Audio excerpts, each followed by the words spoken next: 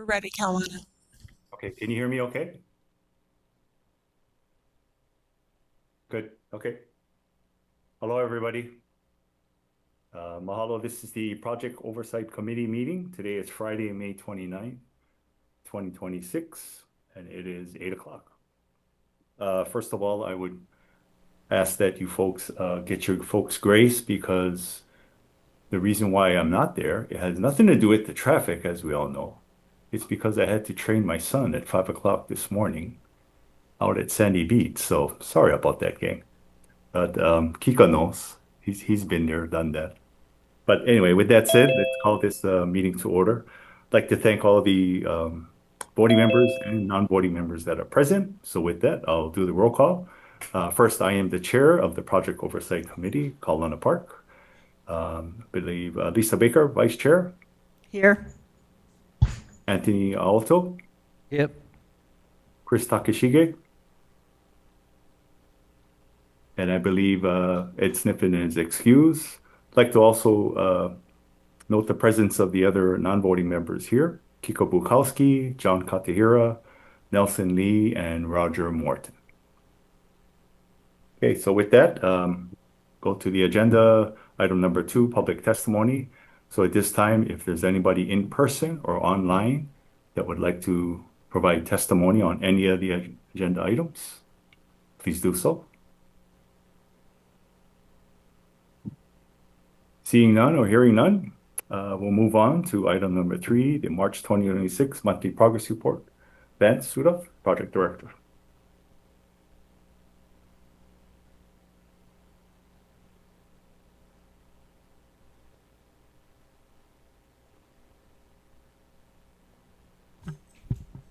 Morning, Chair, board members, Van Suda, Heart Project Director, and with me here, Corey Ellis, Director of Project Controls.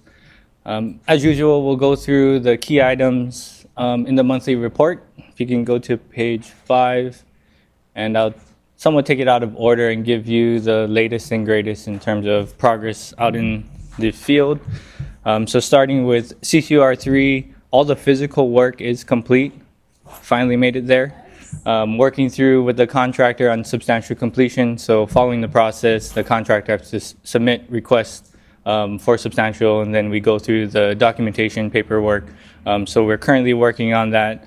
A lot of the as-built drawings are on their second round of review, and they look pretty good. So we're working on getting that substantial completion here in the next couple of weeks. CCR 4 and 4E. I think the major item to note here is the handover of the next section of Dillingham. So as you're well aware, the first section from Middle Street to Puahale was handed over to Tudor some time ago. The next section from Puahale to Waikimilo, we're preparing to hand over next week, Monday. With the exception of the Kalihi intersection. There's still some utility work that needs to go on there, some overhead lines that haven't come down yet.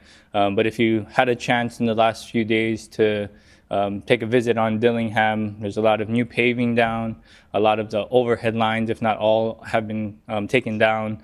I was there on Tuesday, and they were taking down some wooden poles, some final wooden poles along Dillingham. So very different view from what it was before. Preparing for Tudor to move in and start setting up their MOT. They're still working through final comments on the MOT plan, so they won't be starting their MOT as soon as Monday. They're still coordinating with the stakeholders and our team to get those plans approved, finalized and approved before they can start implementing MOT. But just to the public to be aware of what's coming. You're going to see more of those concrete barriers being installed, and Tudor will move in that west to east direction on Dillingham. In terms of the 138, we've been discussing some of those sweep or conduit replacements. Those continue to be worked on.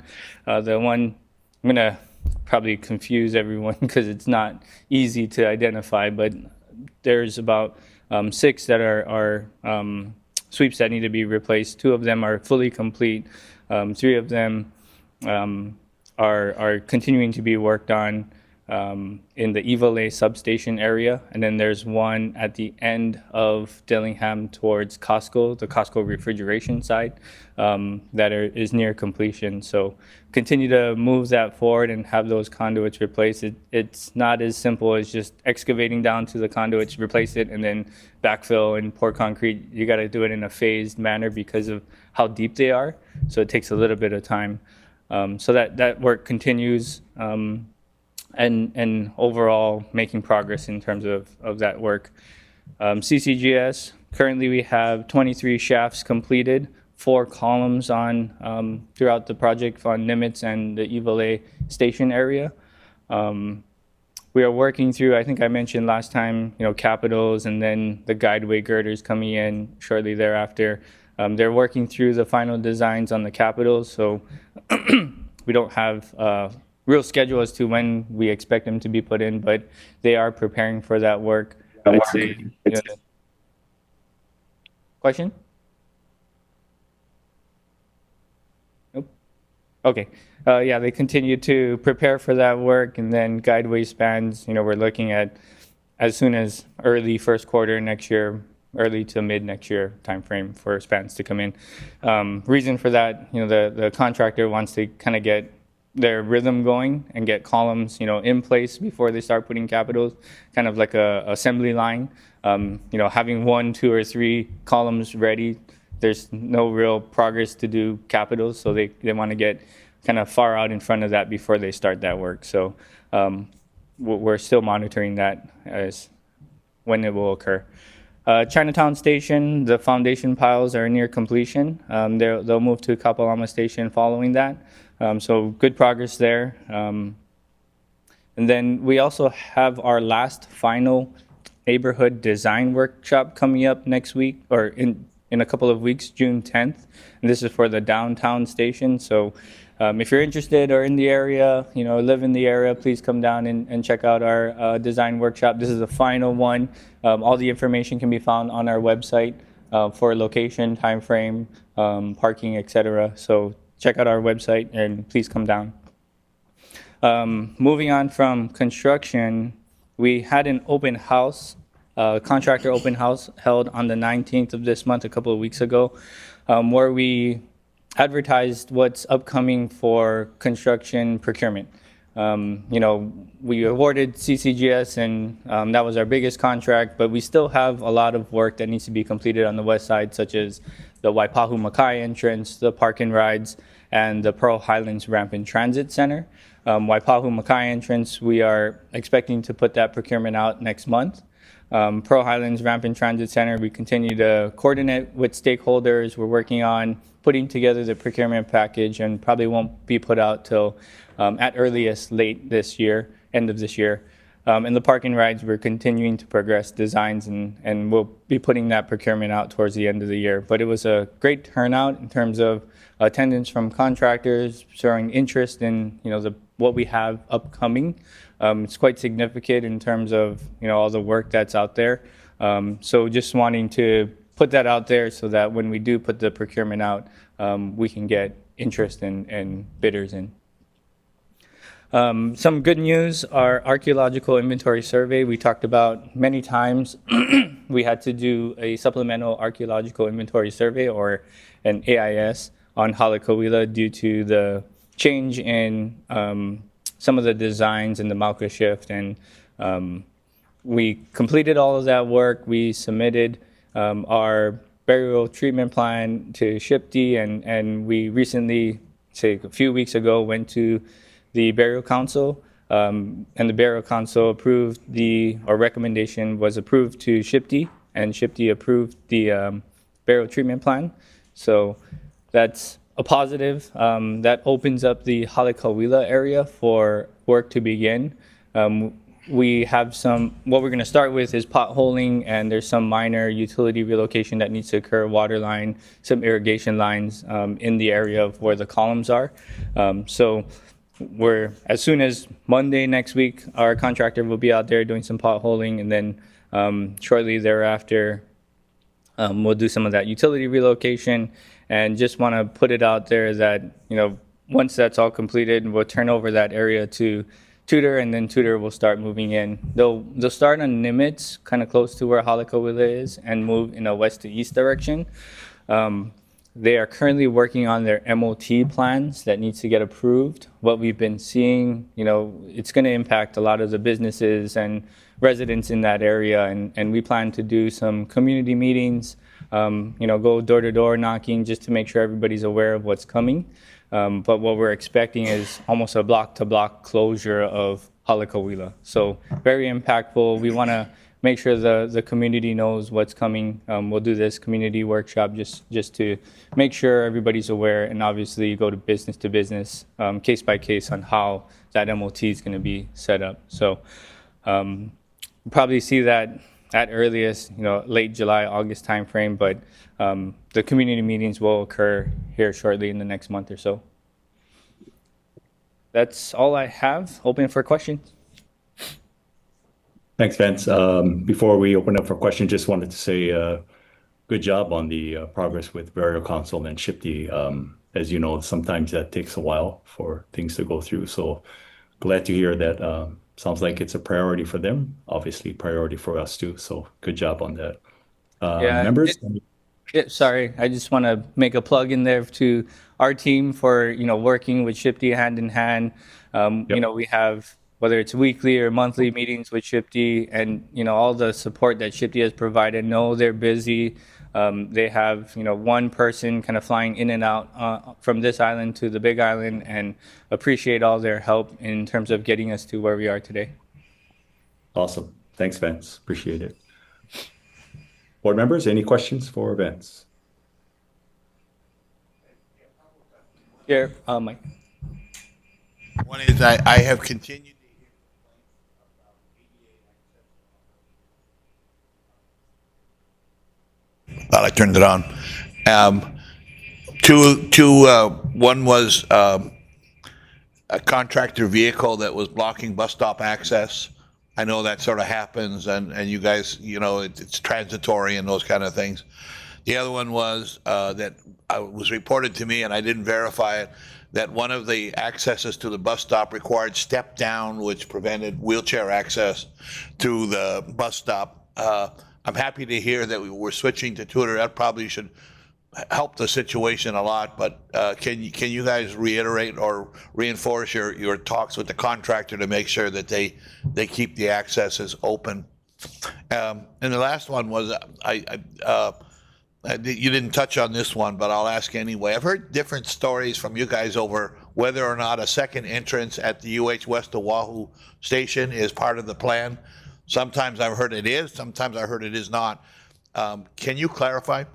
Currently not part of the scope, just the parking lot and the number of parking stalls. We are working with the stakeholders in that area.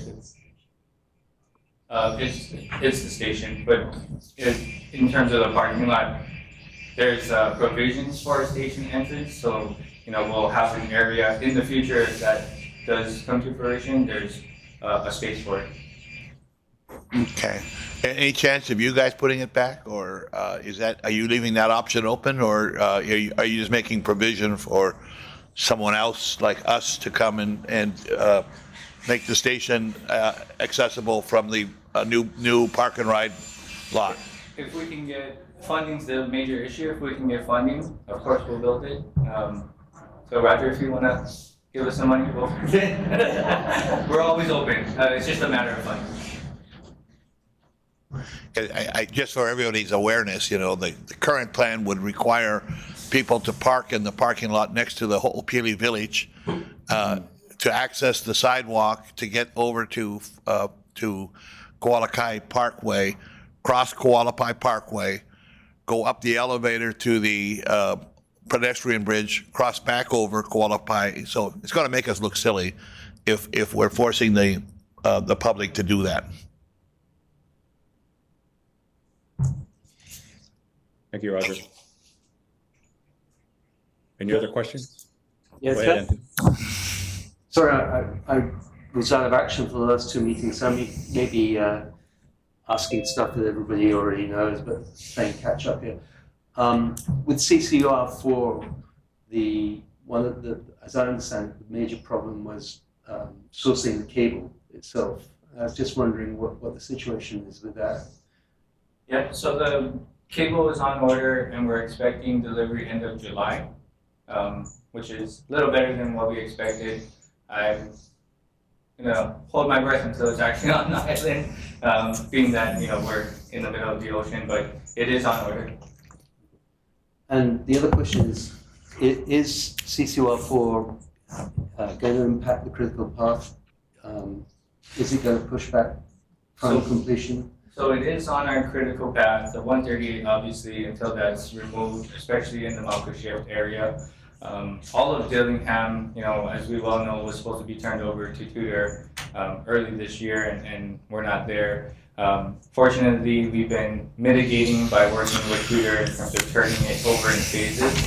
You can see that, although they're not progressing as quickly as they want, they're only drilling on the Malco west end of Dillingham. It does kind of handicap them in terms of not having enough space for laydown and making the rebar cages for the shaft and things like that. So it is a little inefficient on their part, but we are working to mitigate as much as possible. Currently, we have the schedule for the 138 being removed and kind of shifting around Tudor here and there to mitigate any overall impacts to the schedule. So is there any likelihood that it's going to affect final completion of the project? At this point, we don't see anything. Correct me if I'm wrong. Yeah, at this point, we're highlighting that, and that's a big risk for our schedule, just for right now. And one final question, Chair. Is all of this mitigation that Tudor Perini are doing, dancing around the situation in Dillingham, is that going to generate a change, or are they going to charge us for doing that dancing? I'm sure there's going to be some cost implications to it. It's just a matter of justifying that and determining whether or not they were prepared and it is reasonable. Thanks. Thanks, Thank you, Anthony.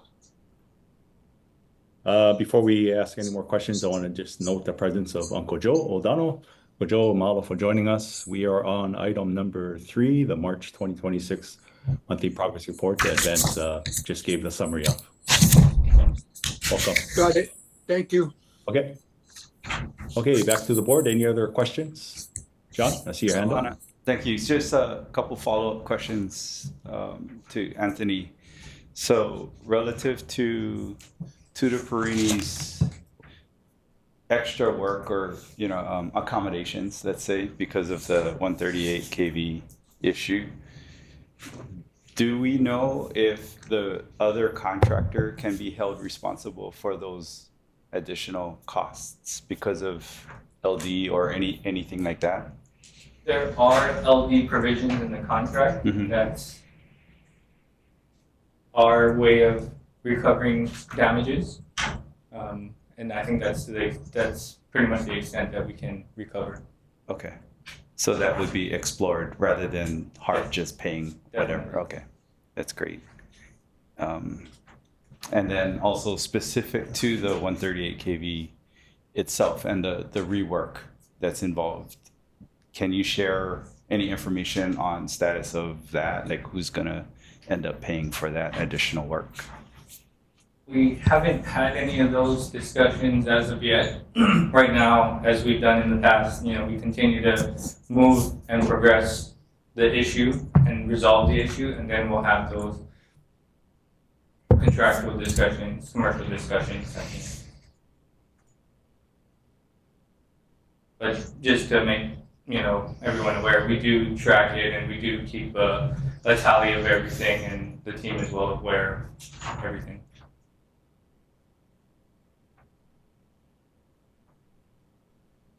So Vince, safe to say it's a work in progress then. Is that correct? Correct. Okay. Okay, any other questions, board members?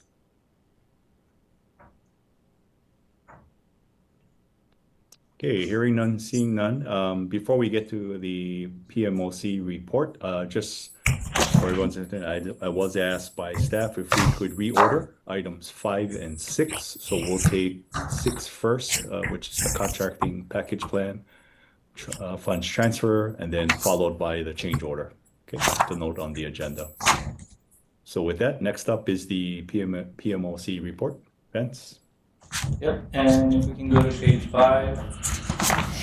A lot of the items I've covered, but I'll give a little more detail on some of the other items. The first item is in regards to the Hitachi claim. And we continue to prepare for mediation as set forth by the judge. Mediation is scheduled for October of this year, so the team is diligently working with our experts and our counsel to put together mediation package and prepare for mediation. And then trial is set for August of next year. In terms of segment 3, I think it notes segment 3 change order. We continue to work through the change order process with Hitachi, scoping meetings, things like that to get through segment 3 change order. Obviously segment 3 is delayed, so we're working with Hitachi on that. And once we get to some sort of change order, obviously we'll come to the board for action.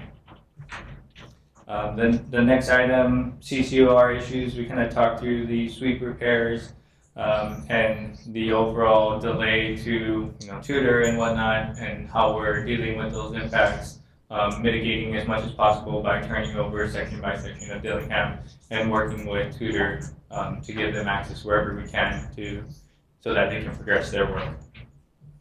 The next one is the CCGS schedule.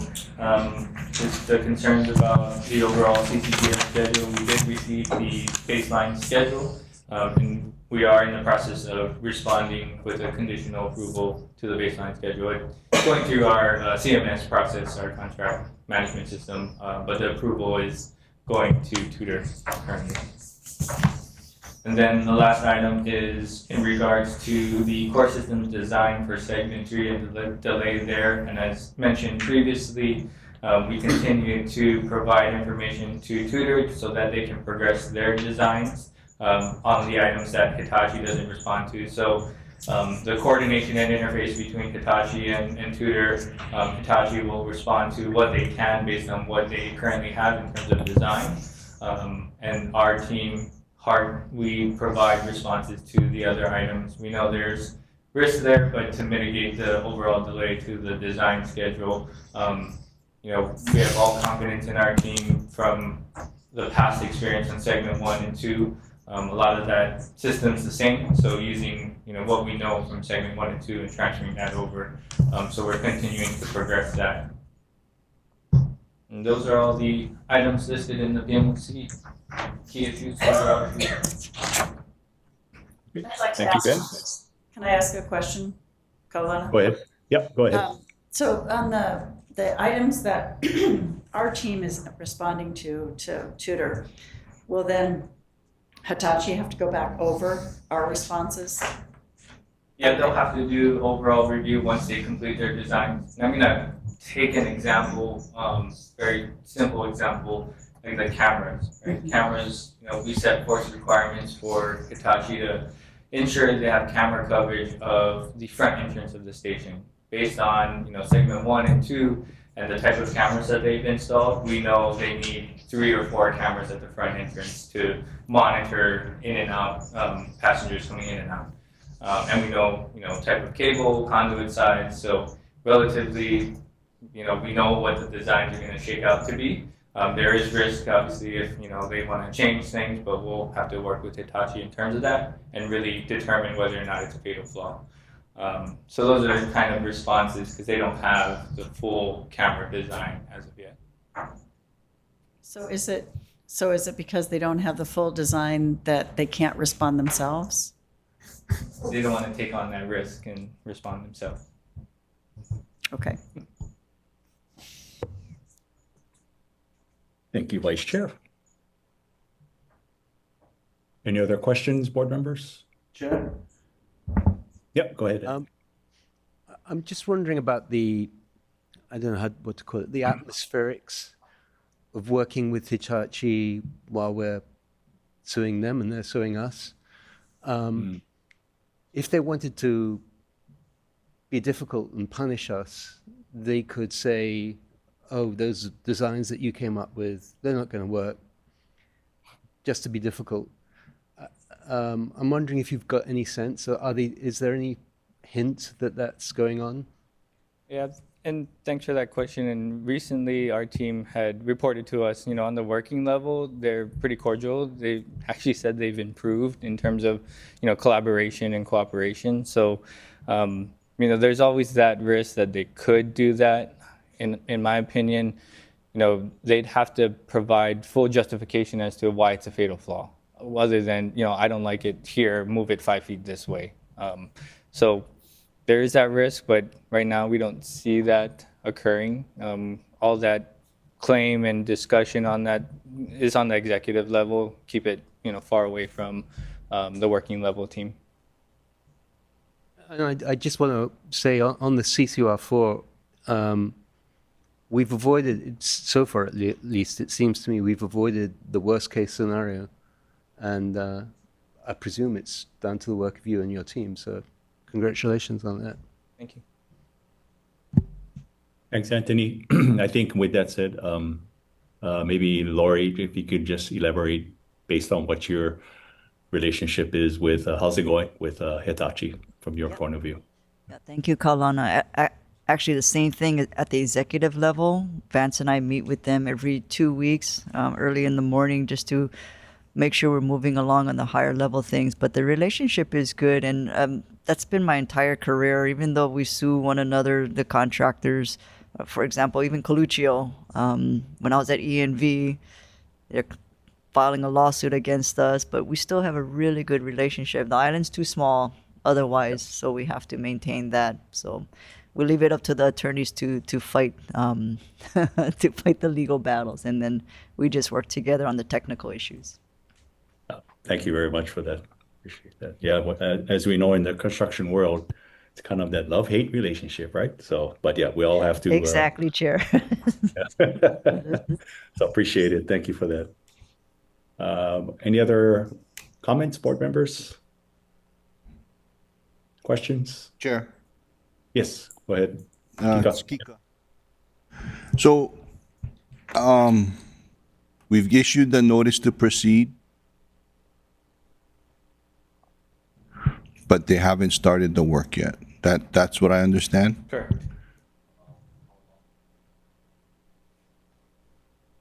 A year and a half, I think. And what's the reason that work? There's some contractual disagreement of what's required per contract for that restart of work. I don't want to go into too much detail, but their interpretation is that they need the change order before they commence work. We disagree.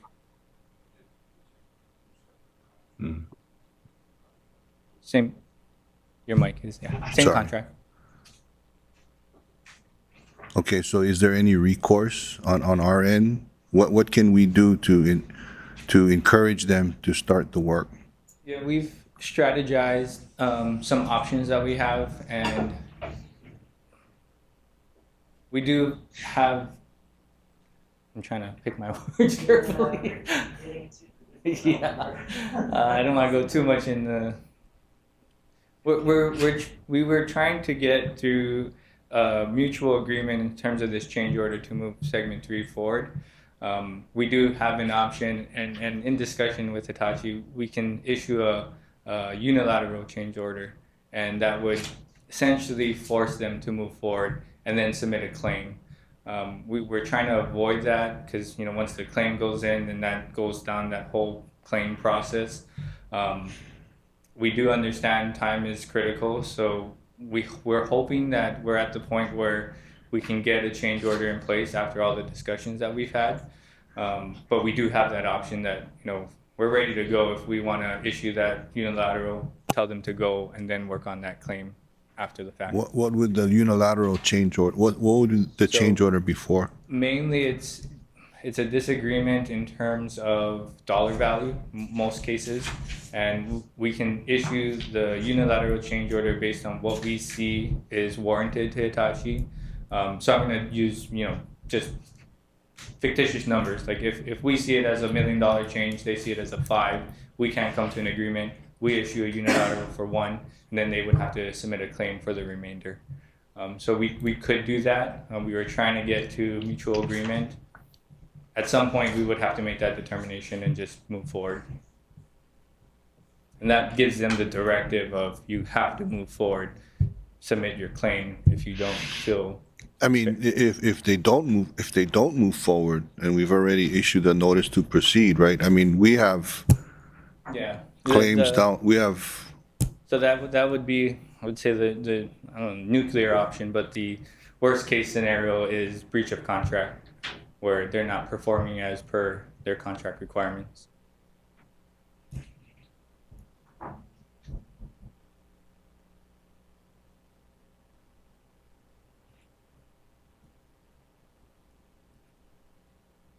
so their failure to proceed, I mean, do we foresee a significant impact to our schedule?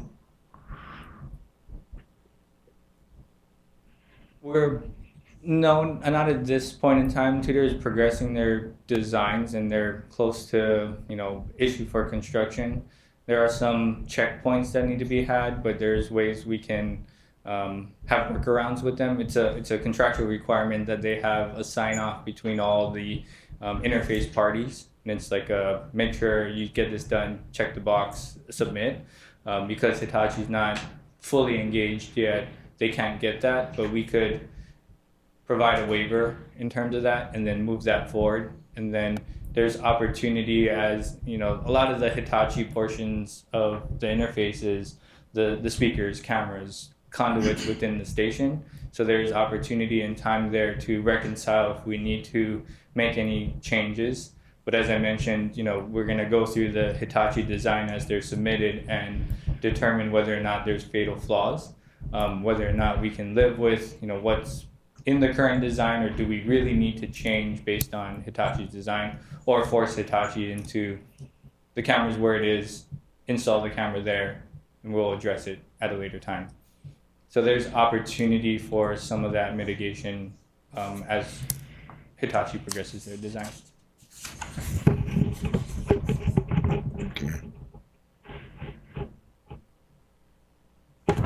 Okay. Yeah, I think that's a good point. What Board Member Bukowski brings up is, that's why I asked about the relationship earlier. So yeah, it could be problematic if the longer this, drags out. So we don't want to push this off and delay this any longer. So I think the sooner the better that we can firm up on the change order and get them moving. Because heaven forbid we have to becomes a scheduling issue. That's the last thing we want, right? So. Yeah, and I just want to add to that point here. We are aware of the risk that their schedule is not received. We don't have their schedule yet, so we're making some assumptions based off. And now that we have the tutor part, we can work with them and kind of get a schedule to kind of give us a good vision, good idea of when it could open and how that might impact our overall schedule too.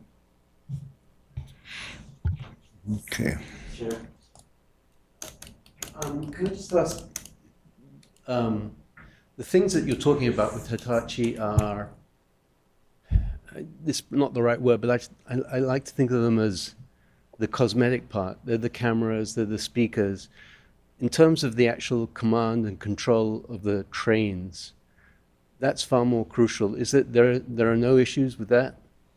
Yeah, so a lot of that design had progressed early on. So a lot of the train control equipment design had been done a while ago. It needs to be updated. With the Malka shift, some of those changes, they need to adjust some of the track circuits and things like that. It is critical, but based on our evaluations of those changes, it's not major. Obviously, we do need them to update everything and verify. So we're working on that. I think the Hitachi portion, and hopefully not confuse everyone, that train control portion is internal to Hitachi. It's not a subcontractor to them.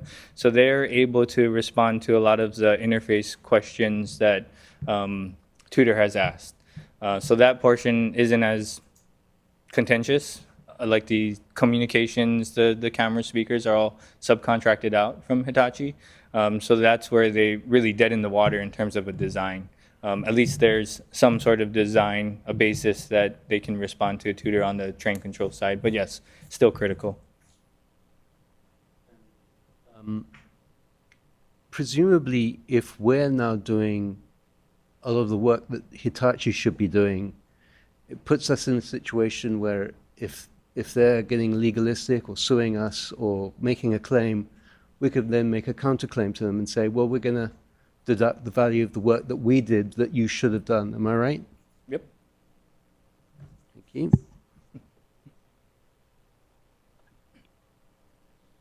One last one, Kalana. Yep, go ahead, Kiko. On the 138 kV, so we're currently showing no delay on our end. Is that what I'm hearing? No, we are showing some impact. Dillingham was supposed to be all turned over in February, so we've shown that we've delayed because Tutor should have actually been started in February, and they started at least a month late. But is that attributed to the 138 kV, the reinstalls? It's attributed to a lot of CCR4 work, 138 being the longest one, but also some of the lower voltage as well. So I guess I'm kind of looking at the comment from the PMOC regarding the 138 kVs, and I know we're doing our best to mitigate the delays by doing workarounds and that kind of stuff. But I mean, they're showing a likely delay to the project because of the 138 kV reinstall. I mean, are the workarounds being conveyed? I'm assuming to PMOC, but I guess are they hearing the same message we're hearing? They are, and be mindful, this report is a little dated, a couple months old. So since then, we've now received a schedule that we are finding acceptable. They are able to navigate this phase turnover in a way that doesn't impact the schedule as much as we had anticipated earlier. So we're seeing some of that mitigation, but we're not confident enough to say, yeah, we can actually pull schedule back. We're still holding a risk that there will be some impacts, particularly when it comes to some of the turnover to HRH. Okay, thanks, Corey. Kiko, thanks, Corey. Okay, any other questions? Kalana, just to add on to what Kika asked. So Yep. if the schedule is looking better now, there are still additional costs though, right? That needs to be addressed, right? Yeah, we're mindful that we're going to have a discussion on inefficiencies and Right. maybe some of the real estate constraints Okay. impacting them. But at the moment, time-wise, we feel like we're looking a little Right. better. Okay, thank you. Thanks, John. Anyone else? Okay, good discussion on the PMOC report. Thanks, Vance and Corey, for that. So as we had said, we're going to reorder. We're going to go with the contracting package plan funds transfer first, and then we'll come back to item 5, the change order. Thank you for making the accommodation. So we'll go to item 6, contract packaging plan funds transfer. So this is a request to transfer funds between contract packaging plan or CPP. Just waiting for the presentation. There you go. Next slide. So this is a request approval to transfer $35 million from Heart 201 expenses and other direct costs to Heart 202 precast yard agreement. This will allow to have funding for the precast yard agreement to the current duration of the project. The page 2, sorry, too far. The second request is to transfer $17 million from CPP TPAR, Transit Property Acquisition and Relocation, to MM936 Real Estate Consultant Services. And I'll go into details in the next slides. Next slide. So some background, HART 201 is allocated for all HART general expenses, and we listed some of those, some examples of those here. There's a lot more within the general expenses, but just to give you an idea, office rent, utility bills, consumables, contract management system, which is our Oracle or Unifier system that we have for our documentation and communication, official communication between the contractors. Based on our updated estimate at completion, we took a look at the current spend and projected that out to the remainder of the project. There would be sufficient funds in there for us to move $35 million to HART 202 for the precast yard. HART 202 is allocated for the precast yard, so this is a yard that we lease from long ago when Kiewit was here. The yard there is where they casted the segmental box girder guideway segments, as well as other concrete elements of the guideway, such as the sound barrier walls. Currently, the CPP does not have sufficient funding for the remainder of the project, so this funding will allow us to continue the lease there. Next slide. The other request was the for the real estate consultant. So MM936 is allocated for that consultant services contract. The current funds in the CPP is not sufficient to get us to the remainder duration of the project.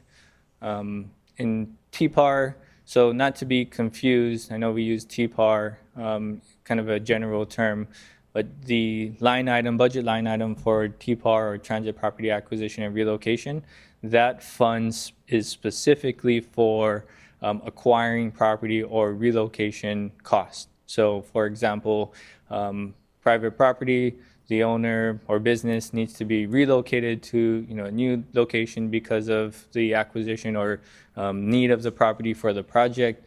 The funds to relocate that business or property owner comes from this budget line item. Same for property acquisition. If we acquire property, the funds for that acquisition specifically comes from this line item. The real estate consultant line item obviously is for the consultant services for all of the negotiating, the discussions with the property owners, businesses, going through the process of acquisition or relocation, that type of services, professional services. Go to the next slide. Just a quick table summary of the request. So from HART 201, we have currently $214.3 million, with the reduction in the $35 million brings us to $179.3.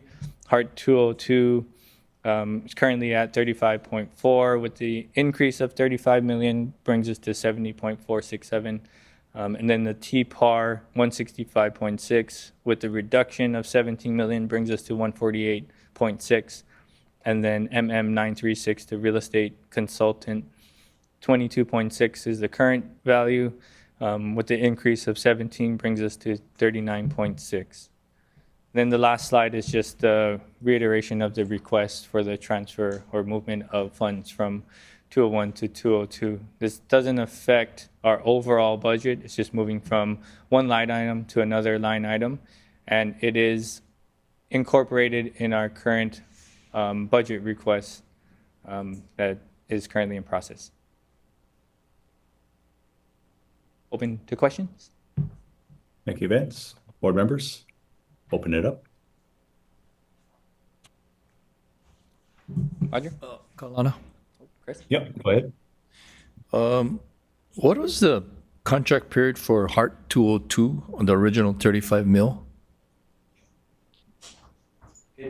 The original lease ended December of last year. Yeah, what is the contract period? 5 years? 5 years? And the requested amount is for how many more years? Till the end of 2031. So 5 more years. So another. Okay. Thank you. That's all. That's all. Roger? Yeah, did I recall someplace where at one point Tuner said they wanted to ship in precast members from the mainland bypassing the precast yard? And did that ever get resolved, or can you elaborate a little bit on the use of the yard and how much, and whether it's used to the same intensity that was used previously? Yeah, so you're correct. Tudor's shipping in the girders for the guideway, and those girders will be stored at the precast yard. The precast yard, very large, 35 acres. Obviously, all of those girders are going to get stored there until they're ready to go out and start to be installed. Like as I mentioned previously, they want to kind of get an assembly line, and they're not going to put girders, one by one as they come. They're going to want to have a long stretch for them to install, so they'll store them out at the precast yards. They're also doing the sound barrier walls, precasting the sound barrier walls at the precast yard. So they're still doing some casting work, but mainly storage for a lot of that equipment and girders. And at the end of the project, I don't know whether we can even answer it at this point, but what would be the disposition of all the equipment at the precast yard? That's the contractor's responsibility. Just like with AGS, they wanted to give it to us for $1. Yeah, you said no. Yeah, no. Yeah. Because it forces us the means and methods for the next segment. So in the contract, that's the contractor's Kuleana. Okay.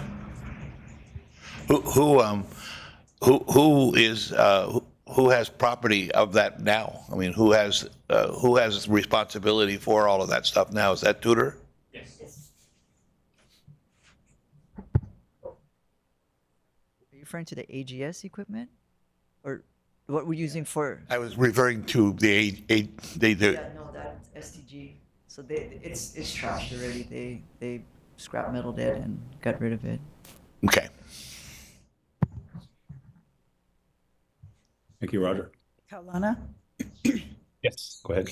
So I just have to make a point in saying this because of being ahead of the HR committee, but this is one of those areas that was brought up as part of the performance criteria for last year that has shown significant improvement.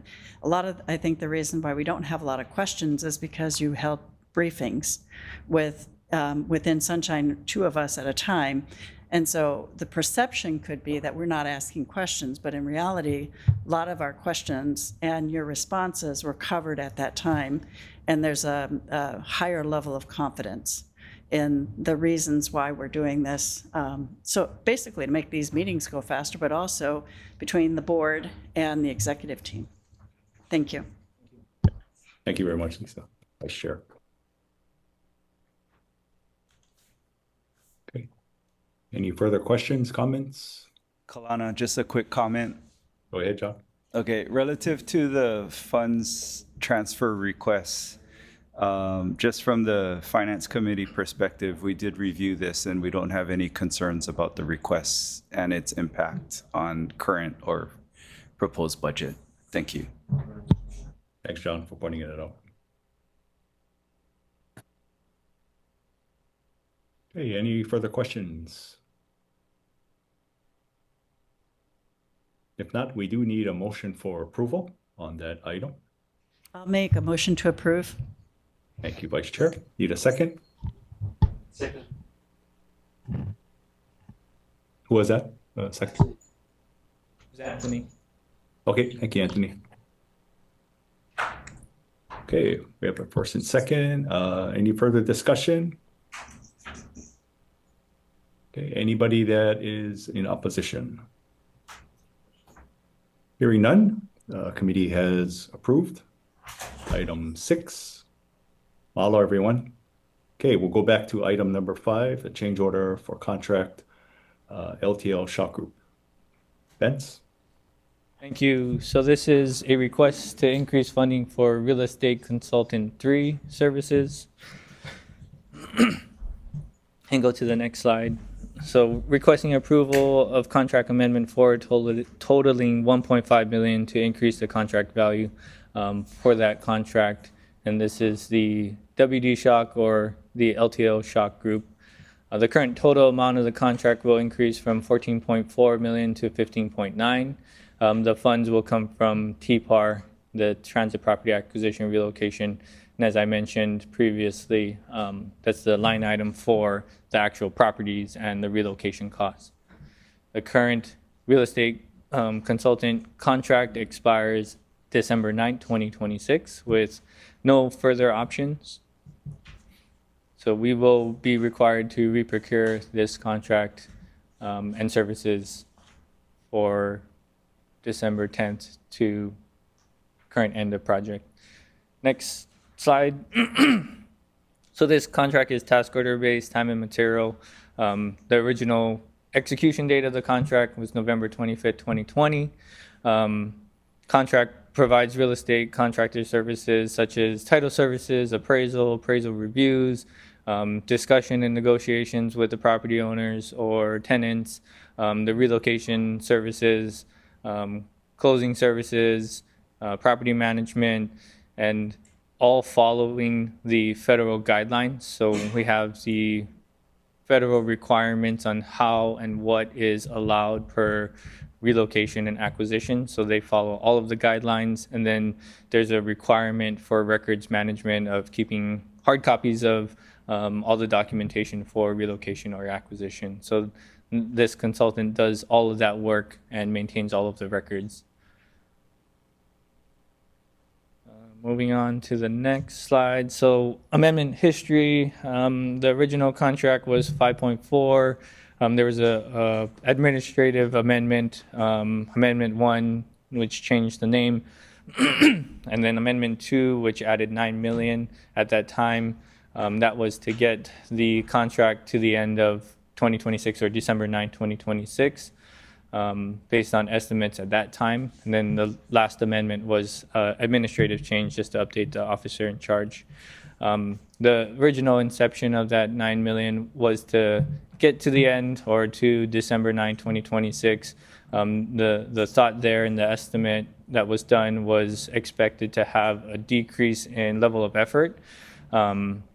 Thinking that we'd have all the properties acquired and completed and we'd be continuing to build, not needing those services. Unfortunately, due to some of the lingering items in terms of acquisition or easements or relocation and whatnot, that level of effort has not decreased. To give you some examples, and we've talked in the past, we're currently working through cervical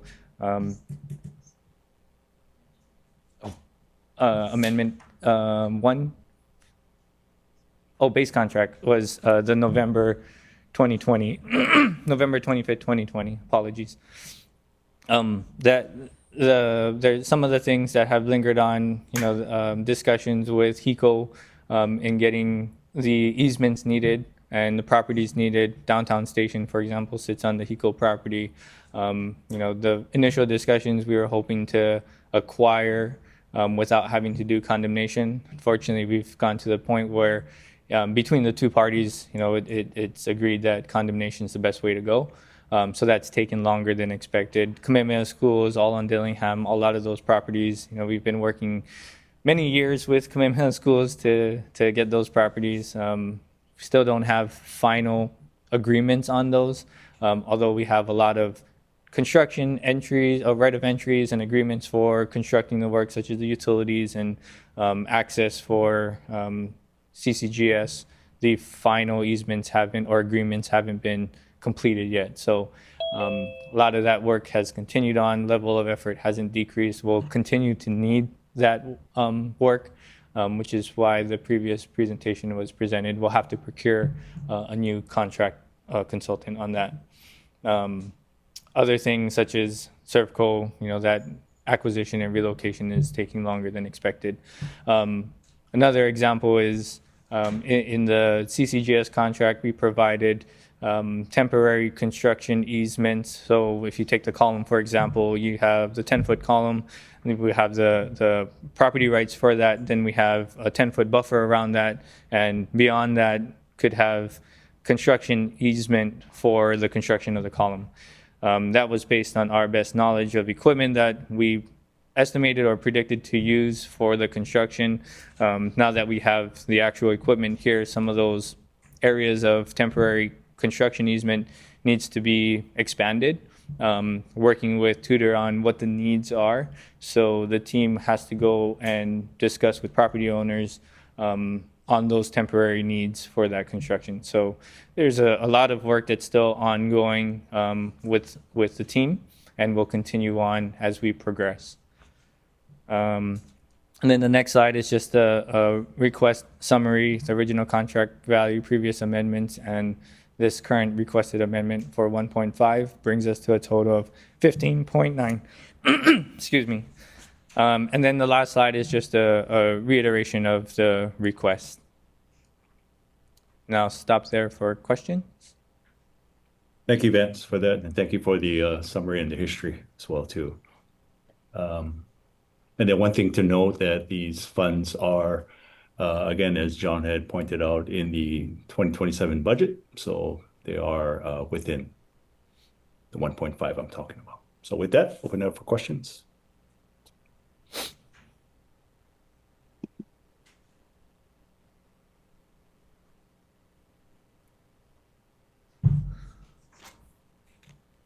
No questions, comments? Kaulana, just one quick one. Go ahead. Yep. Just to clarify, this is a new contract. This is an existing contract. Existing. But it's not an extension. Can you? It's just so the original contract, and I should have mentioned this, I apologize.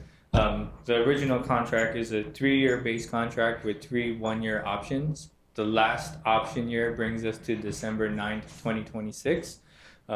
There isn't enough funds currently to get us to December 9th, 2026. It's about July timeframe. So the 1.5, the request is to add 1.5 in additional funds to get us to December 9th, 2026. Okay. Thanks. Apologies. Thanks, Kika. Any other questions, comments? Sure.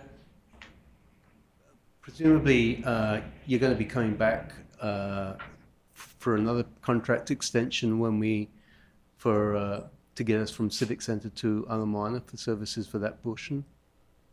So that would be beyond, and that would be a separate, depending on how we do it, a separate contract. And we'll have to separate the funding for that as well. But that all depends on the future funding for extension.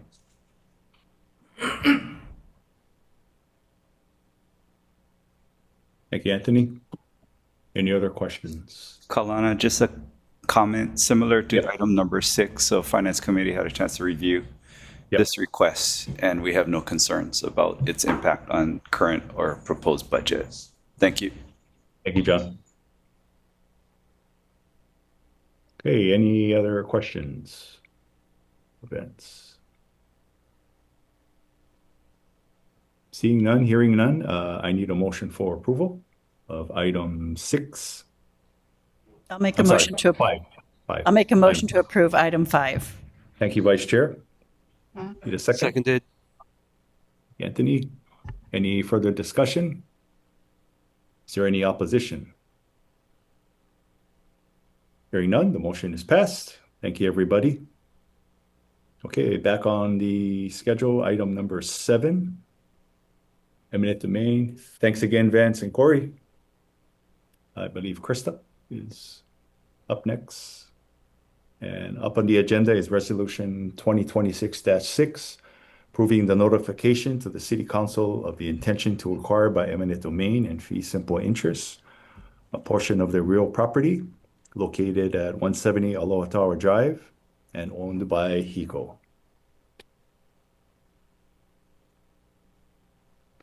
There should be a presentation.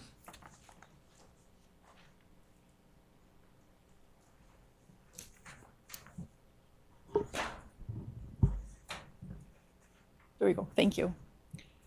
This is a request for approval to notify the City Council of Hart's intent to acquire property by eminent domain.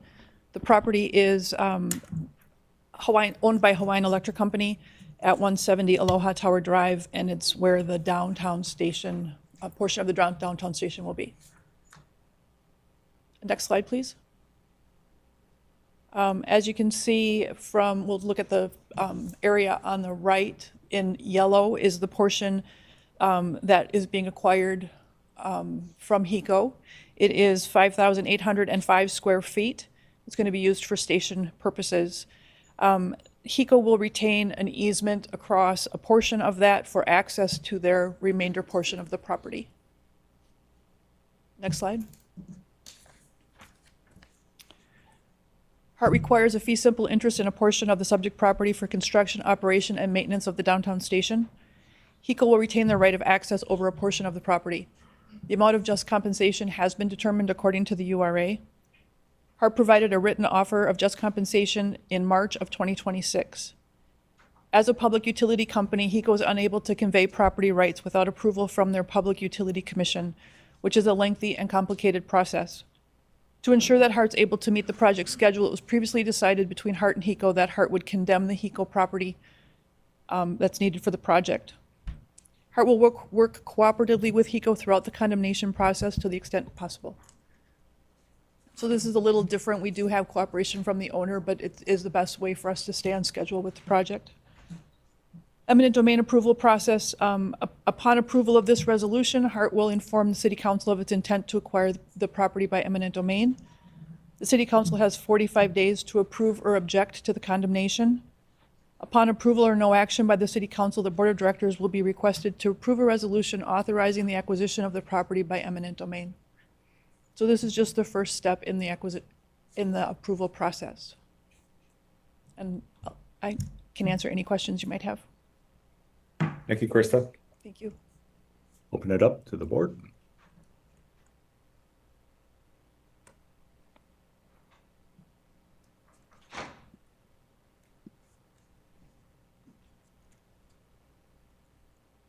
No questions? Just one brief one. It's only tangentially related. It might be more for Laurie than Krista. I was just wondering, what's the latest on the Choluli negotiations? And Actually, we don't know. I mean, that's between HECO and then, yeah. Do you have any comment? No? No comment? Okay, that's what I get every month. it's been like for years. Okay.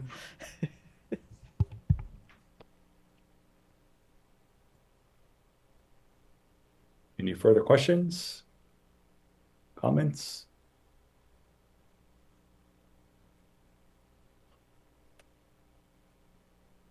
Okay, and like Krista said, this is just the first step.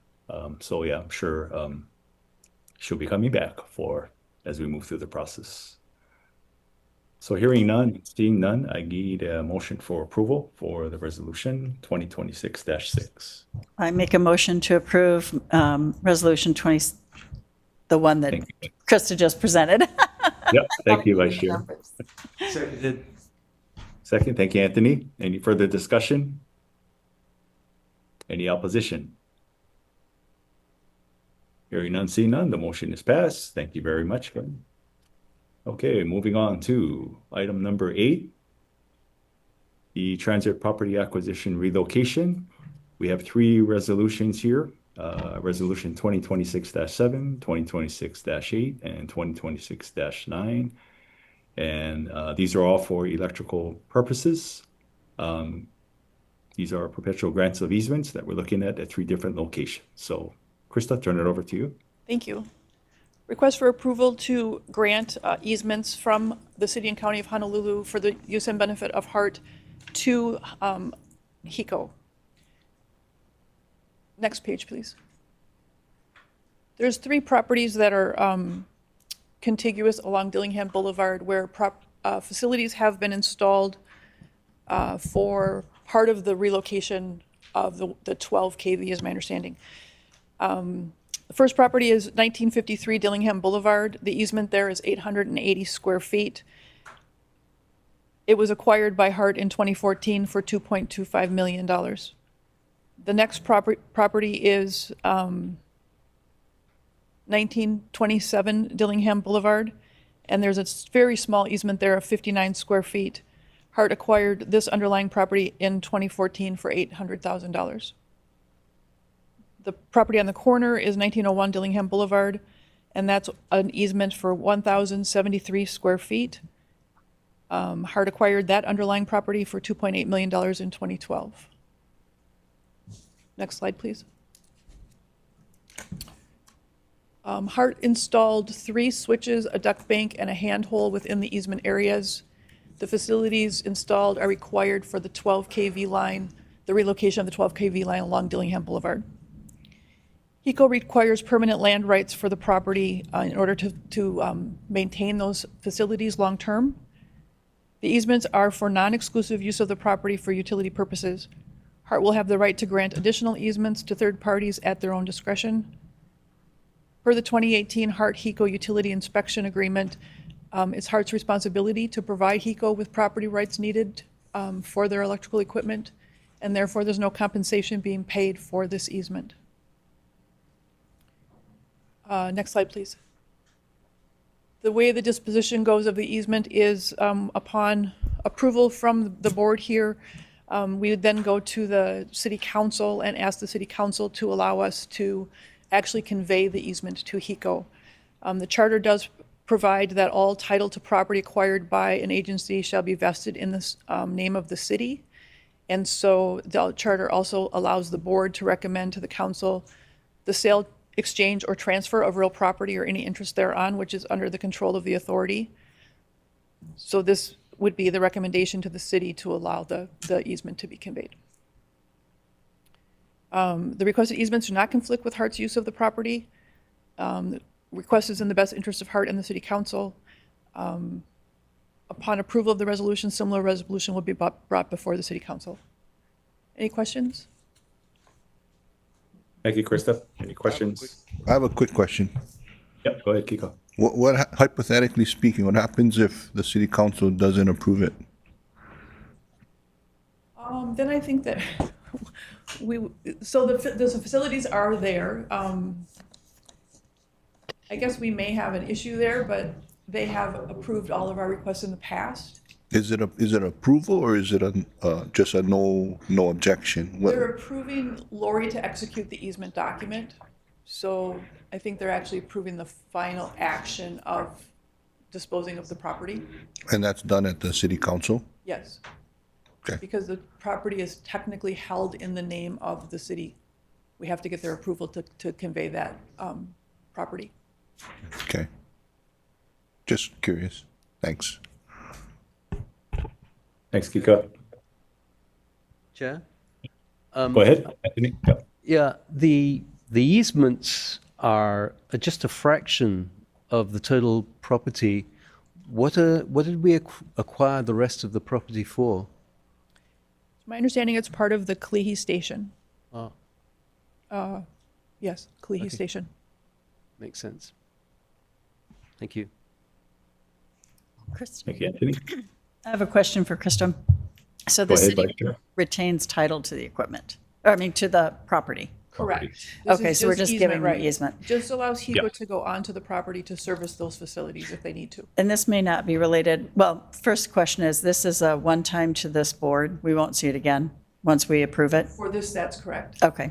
And then my last question is, and it's not related so much to granting the easement as who's responsible for maintaining any property in that area now with the easement? Is that transferred to HECO? The property is still owned by the city. It would still be the city's responsibility. If HECO were to do anything on the property, say they needed to trench or anything, they'd need to restore it back to the condition it's in now. Okay, do they need to ask permission from the city to do that? No, that the easement will allow them. To do what they need to do? yes. Okay, thank So you. you can see the long part, that's all underground. That's where the Right. conduit is underground. And then where the easement A is, there's above ground facilities there. So, HECO would be accessing that if they need to from the Right. street, yeah. Right, okay, thank you. Thank you. Thank you, Vice Chair. Any other questions, board members?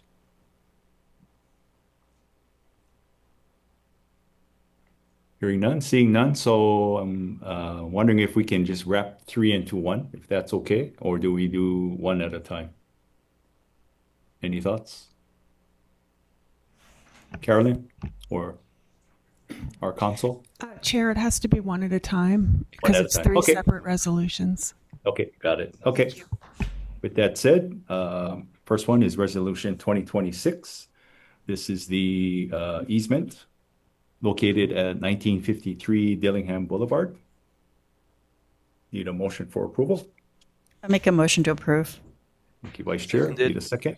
Thank you, Anthony. Any further discussion? Any in opposition? Hearing none, seeing none, motion is passed. Thank you. Moving on to Resolution 2026-8. This is the easement at 1927 Dillingham Boulevard. Need a motion for approval. I'll make a motion to approve. Thank you, Seconded. Vice Chair. Thank you, Anthony. Anybody in opposition? Motion is passed.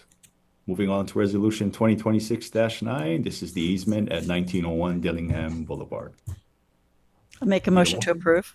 Thank you, Seconded. Vice Chair. Thank you, Anthony. Any in opposition? Hearing none, seeing none. All three have passed. Thank you very much. Thank you. Thanks again, Krista, for presenting.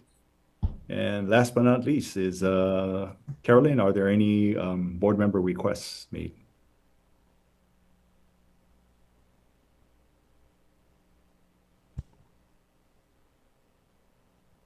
Not hearing anything. I'm assuming none. Okay, with that, Kaulana, can you hear me? oh yes, now I can Okay, hear you. I'm Yeah. so sorry. Chair, I meant to say that there are no board member requests. Thank Thank you you. very much for the confirmation. Thank you, Carolyn. With that, it is 9:11. This meeting is adjourned. Mahalo, everyone.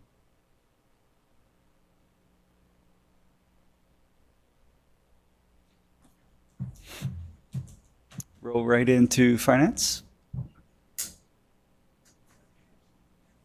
All right.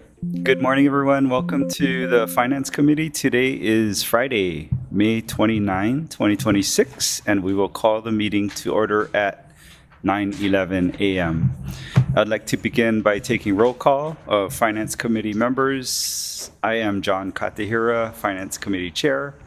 Vice Chair Kaulana Park. Here. Roger Morton. Here. Lisa Baker. Present. Chris Takashige. Here. I would also like to note the presence of board members in the room or on Zoom. We have Kika Bukowski, Anthony Alto, Nelson Lee, and Joe O'Donnell. Welcome, everyone. Okay, moving on to agenda item number 2. Are there any members of the public in the audience or online who would like to provide testimony on any of the agenda items? Hearing and seeing none, let's move on to agenda item number 3, which is the GAT-TAT funding status. I believe Mike is going to provide that update for us. Mike? Yes, good morning, thank you.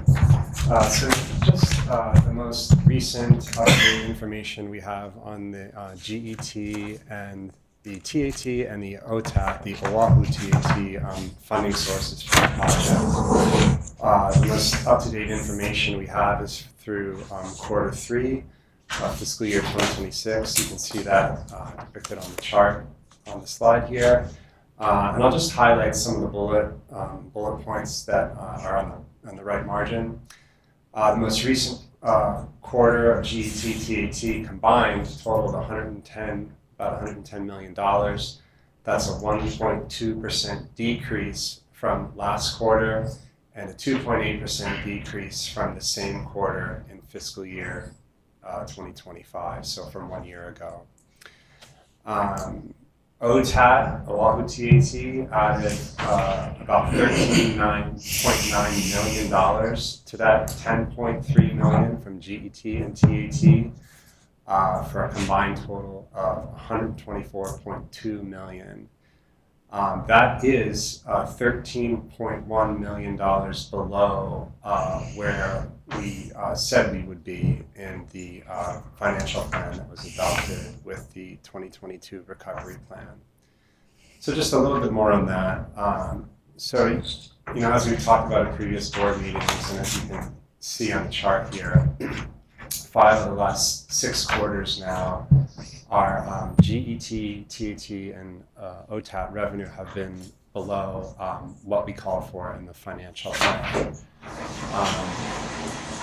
So that's a bit of a concerning trend. I talked before about how we entered calendar year 2026 projecting with the economic forecast projecting a light recession for Hawaii. We had initially kind of rebounded from that and started the year off stronger than was projected, but then we had the Kona low storms come in, which put a damper on spending, and then the Iran war now has injected some uncertainty into the economy and the spending. You don't necessarily see that play out in the numbers yet, maybe a little bit in the Q3 number. But I say that to make the point that we're probably going to experience another quarter or two, or possibly more, of a scenario where our GET-TAT revenue does not meet what we called for in the financial plan. One other thing I'll highlight on this page, this slide before we go to the next one, is that we had our projection for Q3 in fiscal year 2026, which includes December of 2025, is high. It's high because there's typically a lot of holiday spending and GET, and according to GET-TAT revenue that we see during that quarter. So that white line that you see there right at the end of the chart in Q3 of fiscal year 26, that'll come down. That'll dip again next quarter for Q4 for 2026. We'll just see where the revenue comes in for Q4 of 2026. We have about 1 month's worth of data right now, where we're tracking pretty close to the financial plan, maybe just slightly under, but we have 2 more months worth of data to collect to see where we come in at. If we can go to the next slide, please. So here's an accumulation of information since the adoption of the recovery plan and the new financial plan in 2022. And I'd like to present this slide because it shows while 5 of the last 6 quarters, I'll just draw your attention to the bottom line here, the one the rows highlighted in blue. While 5 of the last 6 quarters have been below the financial plan targets, we're still running a positive of about $70 or $71 million over what we the amounts that we called for in the financial plan, or the amounts contained in the financial plan, because for the first few years after the financial plan adoption, again in 2022, we have been doing pretty well. So because we did well in those years, that allowed us to build up a bit of a cushion to the tune of $71 million right now. We've definitely kind of eaten into that cushion again over 5 of the last 6 quarters, but I'm glad that we have it, because that'll allow us to weather a few more rough quarters. One other thing I'll also mention is that this is just one component of our funding, the GET and the TAT and revenues. We of course have our full funding grant agreement with the FFGA, which I believe Lori's going to briefly mention later. And then we have other sources of revenue too. One of which has been kind of a bright spot for us. It's our interest earnings on our cash project fund. For example, in the financial plan for fiscal year 2025, we had included $7.6 million in revenue in interest earnings in our cash. For the actual amount that we received in fiscal year 2025 was $32 million, so about $25 million more than what we had planned to receive. Similar numbers for 2026, or basically 11 months through, or almost 11 months through 2026 right now, fiscal year 2026. the financial plan called for $4.6 million in interest earnings on our cash.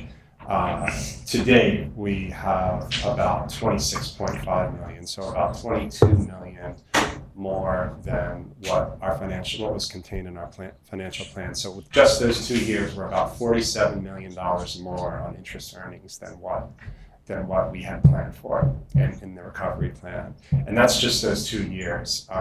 Before that, we were recovering higher than planned amounts too. And as long as interest rates remain high, we think we're going to continue to kind of reap the benefits of those rates in the terms of higher than expected interest earnings on our income. I'll stop there, and I'm happy to take any questions. Thank you, Mike. Committee members, any questions, comments? Roger. Yeah, we're looking at the last table. Does that table include the interest payments, or are the interest payments that? Yeah, thanks, Roger. That's a good question. This is just GET and TAT information right here. But the other funding sources I mentioned, like the FFGA, the interest earnings, and some other miscellaneous items are not included in here. But in terms of deviations from forecast, I mean, that's another $40 million or so increase in the positive side. That's not reflected in the table. Mm-hmm. That's good. Yeah, and thanks. And, it also kind of reminds me of something. I think, once we close out the fiscal year, we had talked internally about coming to the board with a kind of a snapshot of revenues and expenses, but, for purposes of this discussion, where we ended up projected versus actuals for the current fiscal year. Have you got the latest? You're fine, Roger. Sorry. Have you got the latest calendar year tax receipt information yet from the state? We have everything through April. Through April? Yeah. Okay. I mean, taxpayers can pay some of their GET on an annual basis, right? And so it causes a little bit of a blimp at the end of that fiscal period. So it sounds like you've already probably got the bulk of that already if you've got through April. I think so. Yeah. Thank you. Yeah, thanks, Roger. Thank you, Roger. Any other questions, comments? I have a question. Please. Could you just state again what you stated about what we had forecasted for the interest and what the actual was for FY26 to as much as you have information for? Sure. So fiscal year 2025, financial plan called for 7.6 million. The actuals was 32.7, so a difference of about 25. Okay. 2026, the current fiscal year, which we have 1+ months to go, financial plan was 4.6. Actuals so far 26.5. So put those together, 47. I should clarify too. We have some of the money in our project fund is bond funds that we are still spending down. We're also, as everyone knows, we're going to pay off that bond debt by the end of the project. Just want to plug that again. But because those funds are in our account, bond funds, there are tax limits on how much interest we can earn on those funds. So for that portion of the bond funds that make up the overall composition of the entire project fund, we do have some what's called like negative arbitrage payments on that money. It's not major. We had about, I'm very hesitant to say how much we paid in fiscal year 2025 because I don't know the exact number off the top of my head, but it was over $1 million, but it was less than $2 million, I think. And then for the upcoming year, I think we're going to have another arbitrage payment, but it's going to be less than $1 million. Okay. So you can deduct those payments from that 47 million overall. Overage, that positive number, but still, significant. So 2 questions from that. Why did we estimate interest to be at $4 million for 2026 or FY26 and $7 million in 25? Why did we go down? Did we anticipate this? Kind of a combination of things. the financial plan estimated very conservative interest rates on the cash that we were projecting to have in the fund at that time. So that's A. And B, we have a little bit more cash in the fund now than we had planned for 4 years ago when we were developing the recovery plan and the associated financial plan. So because rates are higher and we have more cash in the fund right now, we're kind of reaping the benefits of those higher rates. No, her question was in the recovery plan. So it's more of like a Rick question, but why was it 7% and then it went down? I'm 7 million. 7 million. 7 million, and it went down to 4 million. Oh, sorry, I misunderstood the question. That's okay. Okay, because we estimated kind of a constant interest rate of return on the cash in the financial plan.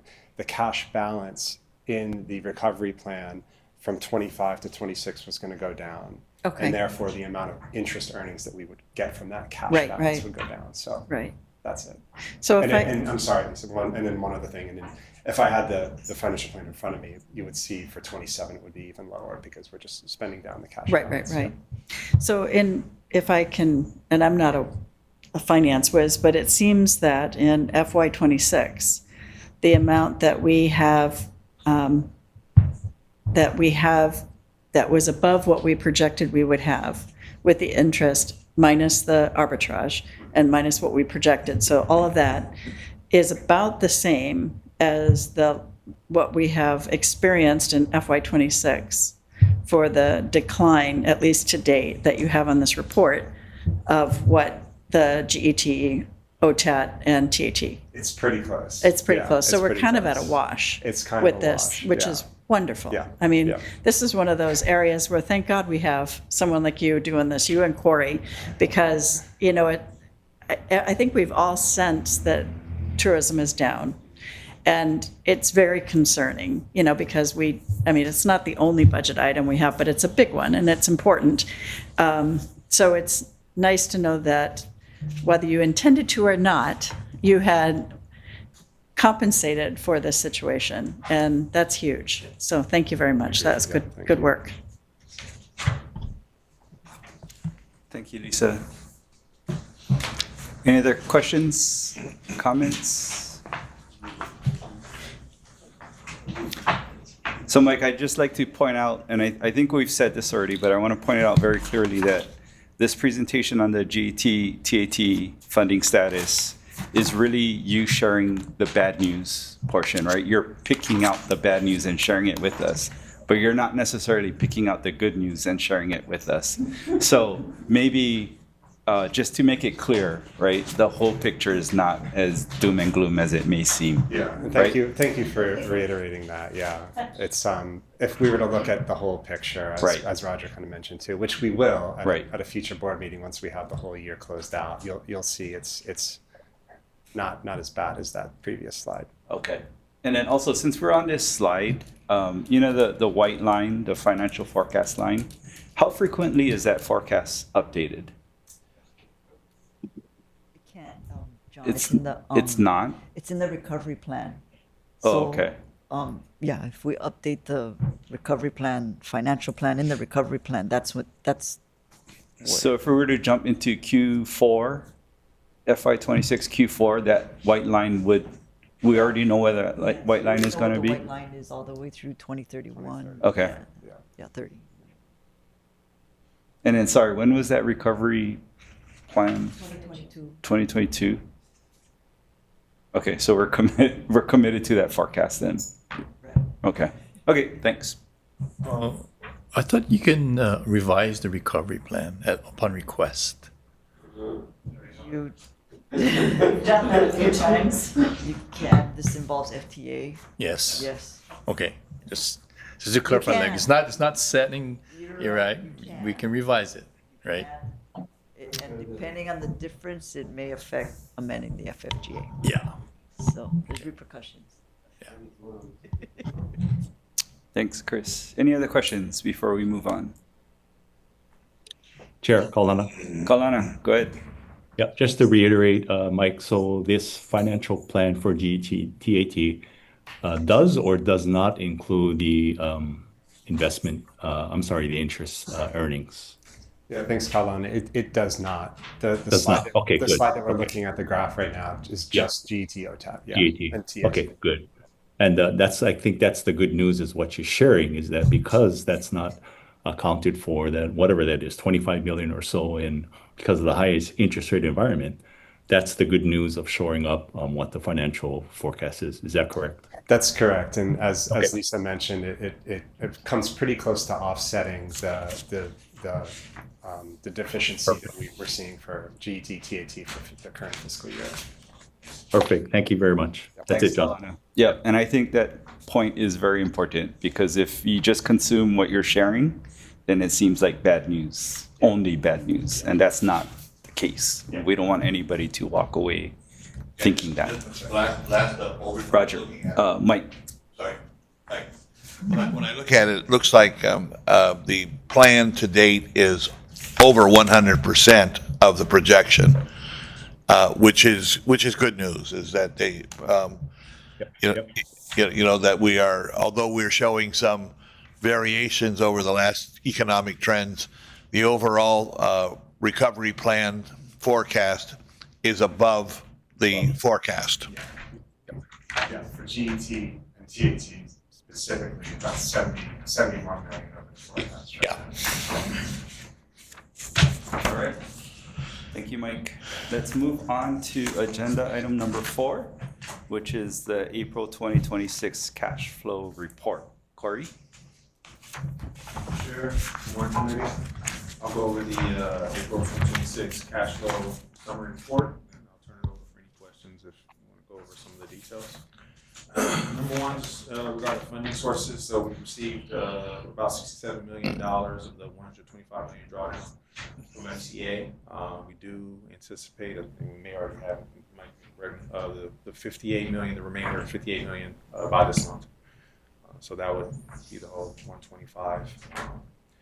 We did see actuals for OTAT and interest income exceed projected levels. So you can see the chart there. Came in 82 million of our projection of $83 million for the month of May. Down to uses, a relatively strong month as far as expenditures, $44 million for the month. You can see the table below kind of highlights some of the bigger payouts, over $1 million for the month. A lot of the usual suspects, I'd say probably higher than usual for CCR4 Dillingham, that probably incorporates a couple of pay requests that we paid out for the month. You also see a fair one for TPAR, about $6 million. Everything else kind of standard on uses. Going down, financing activities, as normal, we did yield bond payments of about $14.1 million in the month of April. Our ending cash balance as of April was about $188.2 million. And then just the last section, section 5, identifies where our forecast was short of our actuals, and you can see some of that is reflected here. You see AGS, some of our consultants, E&I, or we went higher or lower actually, I'm sorry, not just short, we're a variance of our forecast.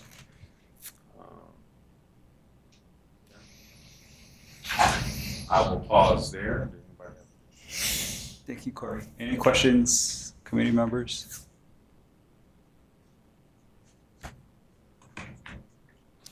Corey, is there anything in this month's cash flow report that concerns you?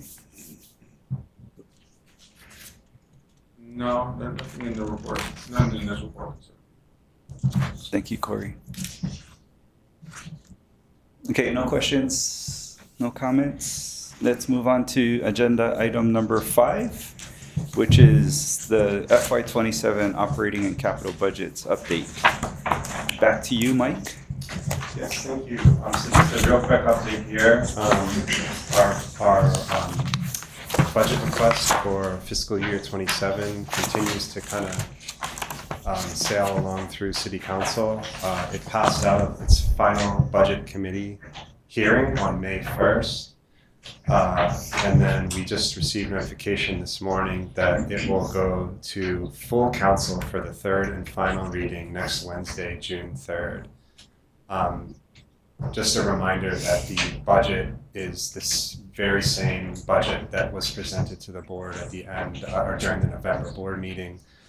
We've fielded and responded to some pretty standard questions from council since we transmitted the budget to them on December 1st. And there's been no issues with the information we provided. And yeah, with any luck, we'll just have a third and final hearing next Wednesday, and then we'll have shortly after have an adopted budget for fiscal year 27 by the City Council. It's great. Okay, so what you're saying is the budget is unchanged from when we last saw it. That's correct. Okay, yes. awesome. Any questions for Mike? Comments? Hearing none. Thank you, Mike, for that great update. Let's move on to our last agenda item, which is agenda item number 6. Carolyn, I don't believe there is, but are there any summary requests from board members? No, Chair, there have been no requests during the Finance Committee meeting. Thank you. Thanks, Carolyn. Is there any other business to discuss? Hearing none, this meeting is adjourned. It is now 9:36. Thanks, everyone. Thanks, Chair. Good job.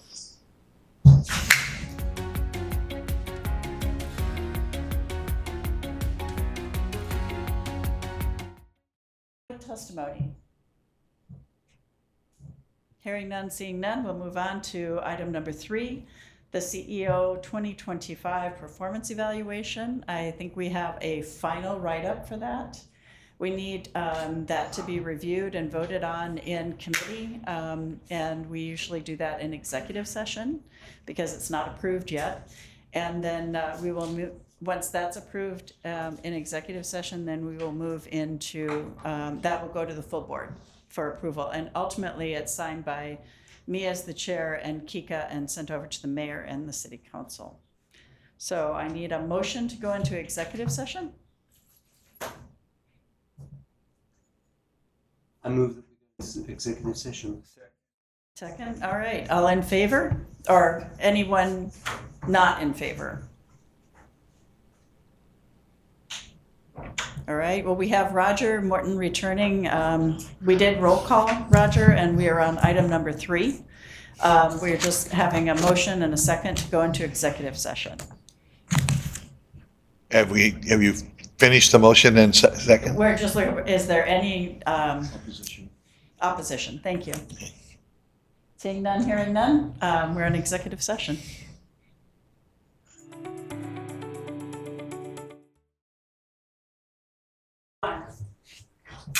All right, we're just coming out, this is the HR committee. We're just coming out of executive session. Quick summary of what was discussed. We talked about the ED CEO's performance evaluation for 2025. And the final write-up and cover letter will be released when we talk about it at the board level for approval. It was agreed to that it was sufficient. So we move on to item number 4, which is the ED CEO performance metrics, which you should have in your binder. There's 5 of them. We've talked about these before. We've gone over them. There was discussion last month in committee that we would vote on them this month rather than last month. And I can't recall why, but what I need is for you to review them and decide if you're okay with them.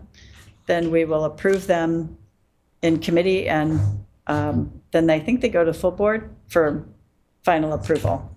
And this is what the ED CEO will be evaluated on for next year. you say next year, you mean?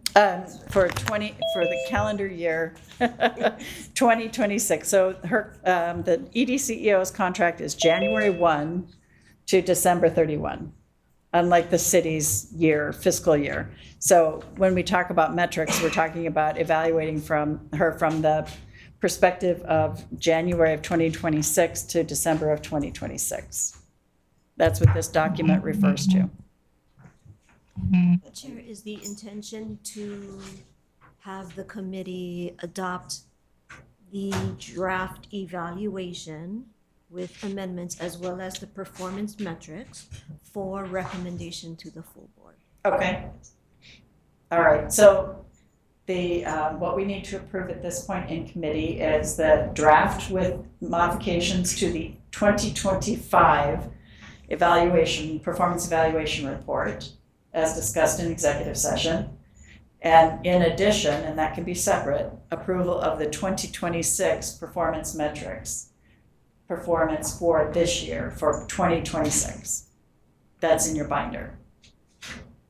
So 2 motions or 1 motion, however you guys want to do it. Maybe 2 would be best.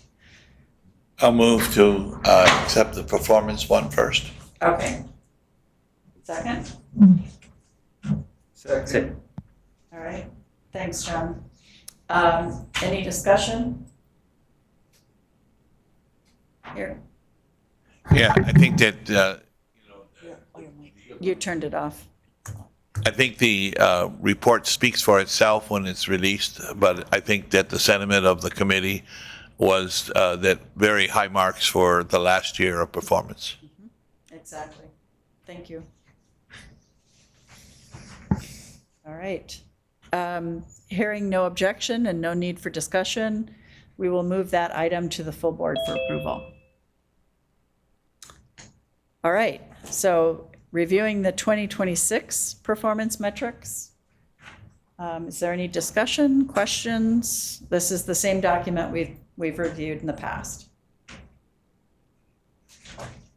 Hearing none, seeing none, can I get a motion to move this to full board? I move that we move the CEO performance metrics for 2026 to the full board. Second. All right, thank you. Okay, the last thing on the agenda, well, second.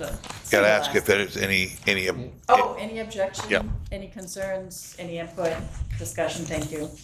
I'm still learning a year later. Hearing none, seeing none, we'll move that to the full board. Thanks, Roger. I need to be on a short leash. Okay, so now moving to item number 5. This is the executive board officer. These acronyms get really confusing. This is our executive officer who we hired last year beginning on July 1st. You will find in your binder the position description as it was written that our executive officer responded to and that we hired based on. In addition, there are performance goals that were provided, that were discussed with this person directly, and we came up with the goals. I think there's 3 of them. So of these 3 goals, this is what our executive officer will be evaluated on. You can add more to it than that, but this is the performance for her is July 1st of 2025 to June 30th of 2026. We haven't done this kind of a review before, as I understand it. I got the HR position in the fall of 2024. So I did not find any paperwork where we did evaluations of the executive officer in the past, but I felt that it was important to have this sort of thing also. So the way we're going to structure this is very similar to how we did it with the ED CEO, in that if you could review this and send me emails rather than an executive officer as to, well, maybe, can I do that, Kathleen? Can I receive the performance from each officer or each board member? That wouldn't be okay. Create sign chart. Okay. Let me ask a question. May we enlist Gemma or Joanne to assist us with this? Not Joe, but Gemma. Gemma? Okay. Is that acceptable? Gemma Or would- what about our HR person? What about you, Kathleen? Couldn't you receive it or no? Sorry, I was thinking that yes, go So ahead. we're talking about somebody who would receive comments, feedback. Right. And then they consolidate them anonymously and provide them to me as the HR chair. And then we review them anonymously. Nobody won't know who gave what comments. So either my secretary or our HR person. Either one. That would be good, HR person, HR because person. they would know how to Yep. handle that type of And keep information. it confidential. Is that? That's Sandy? So Sandy. Yes. Sandy. Okay, so we'll send these out digitally, if we could do that, Carolyn, after the meeting, with Sandy's email address on it, so you have everything Yeah. you need to provide that input. Yeah, go ahead. Quick background question for me. So is the executive officer an employee of the board or employee of HART? Employee of the board, Good Employee question. of the board. Okay. yes, And that's why we're responsible for the performance evaluation. right. Okay. Right. And because this is, this will be confidential information, we'll discuss it. The plan is to discuss it at the next meeting in executive session, because it is a member of our board. Comments, I would like comments to be provided to Sandy by June 12th. That should give you a good 2 weeks to review things. And like I said, if you could look at the performance goals and provide comment to goal 1, 2, and 3. And then free-form feedback is always welcome. I noticed that a lot of us did that with Lori's or the ED CEO's performance input, and that's very helpful because it provides room to add on to whatever's brought in. The other areas to look at if you need is the position description. All right, any questions? So just to be clear, we'll give confidential assessments of the 1, 2, and 3 ones for the period July 1 to June 30th. That's correct. Yeah, exactly.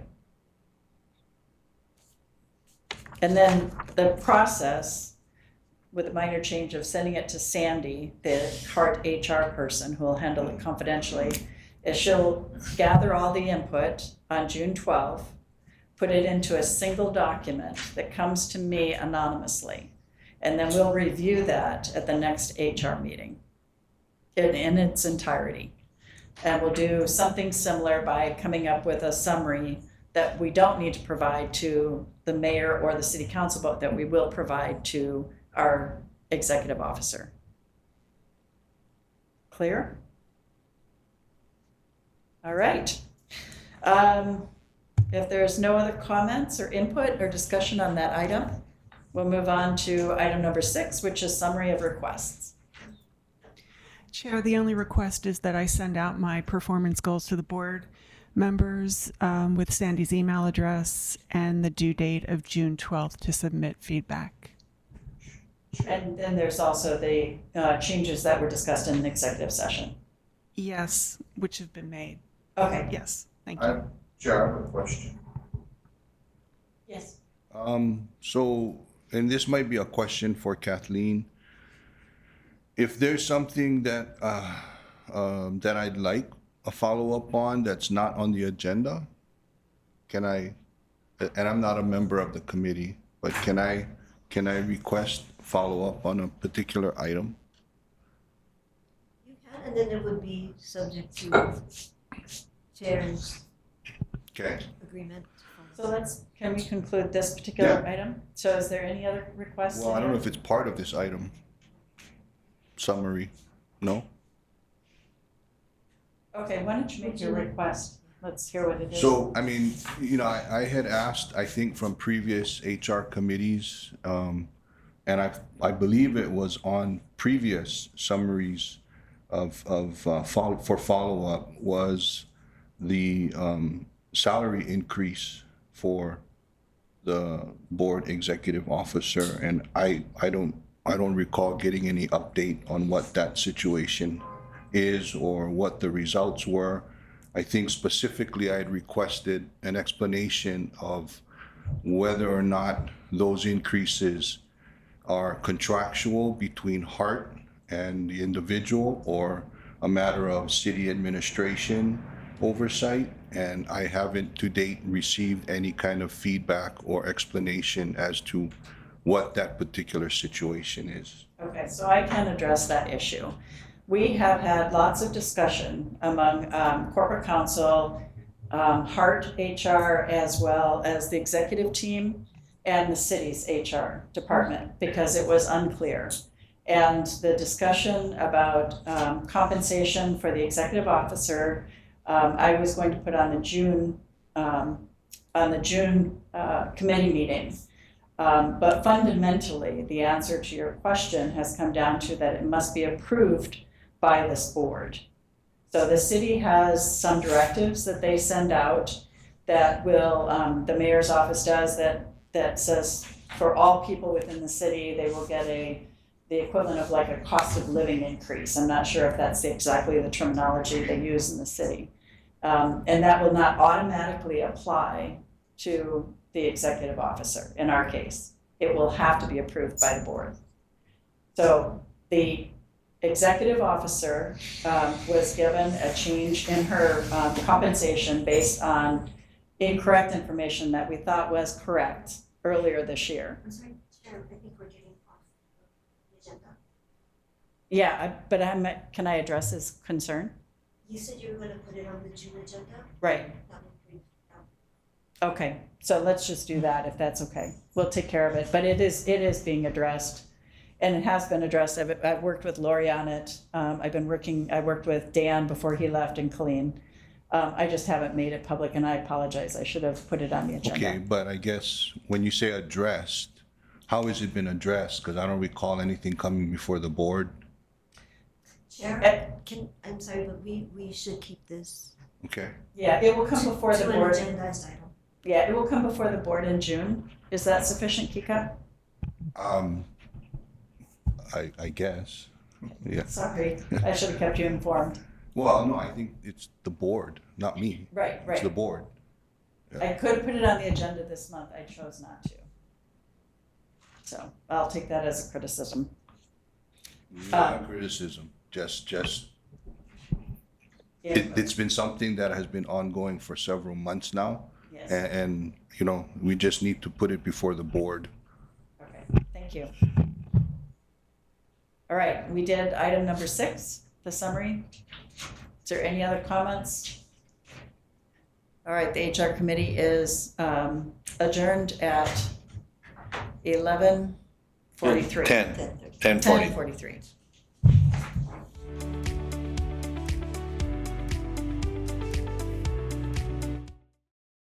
Good morning. Welcome to the Hart Board of Directors meeting. It's Friday, May 29th, approximately, 10:50 a.m. And let's start with the roll call. I am present, Kika Bukowski present, Vice Chair Chris Takashige. Member Anthony Alto. President. Don Takeuchi Apuna is excused. Lisa Baker. Present. Natalie Iwasa is excused. John Katahira. Here. Jared Kawashima is excused. Nelson Lee. Here. Roger Morton. Here. Joe O'Donnell. Here. Thank you, Joe. Kalona Park. Here. Ed Sniffen excused. Kathy Sokugawa excused. And I just want to confirm that we have quorum. Okay, thank you very much. Item number 2, public testimony. Anybody in the audience or online that would like to provide testimony on any of the agenda items listed on the agenda? Seeing none, move on to agenda item number 3, CEO update. Lori? Thank you, Chair. The First item is the Construction Management Association Conference, 2026 conference. It was held at Bishop Museum, and they asked me to present. I usually present every year to them. My message is always how the construction managers, what they're doing good and what they can do to improve. So I gave an update on that, and just a general update on the project. There was about over 100 attendees, and so that was a good conference. The next item, the Honolulu Charter Commission proposals for HART, both of them did not pass to go further onto the ballot. So if there's anything that we want to change, the other opportunity would be with City Council. They have every 2 years, they can approve something and put it on the ballot that way.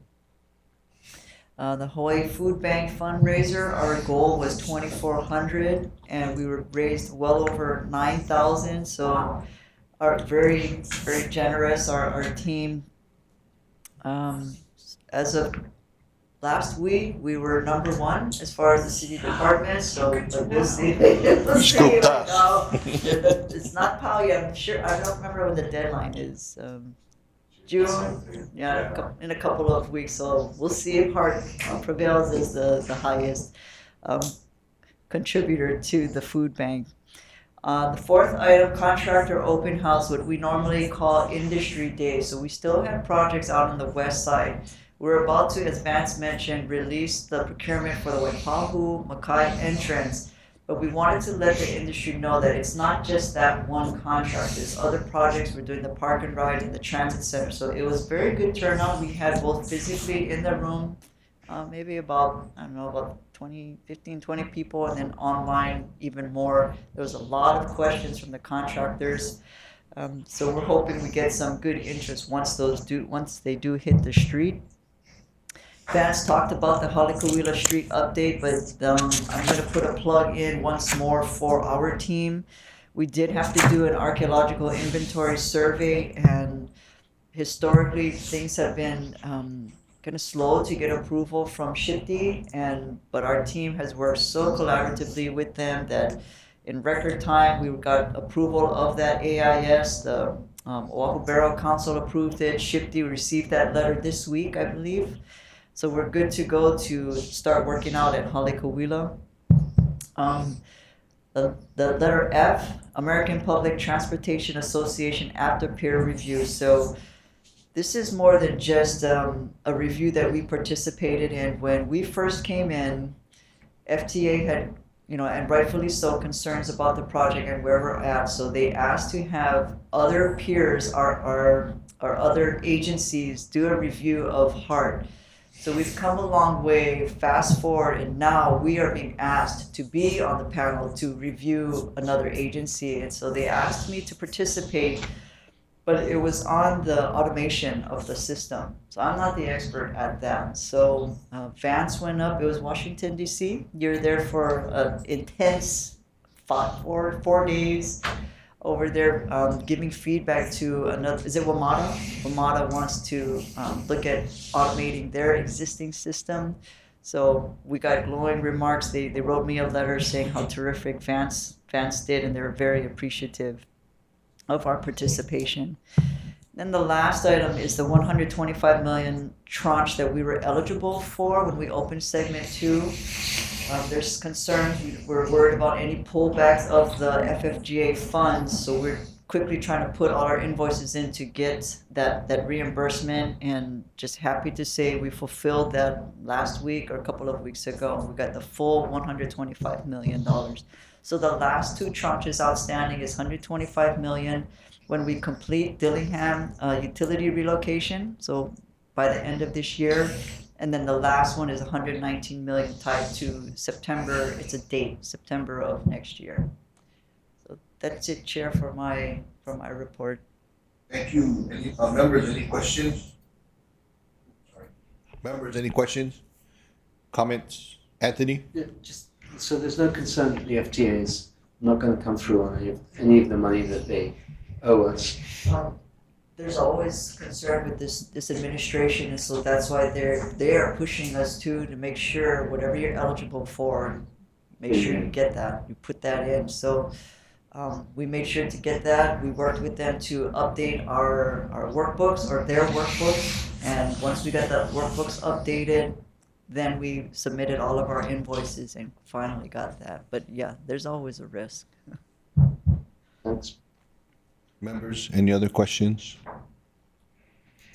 Online, any questions for Laurie?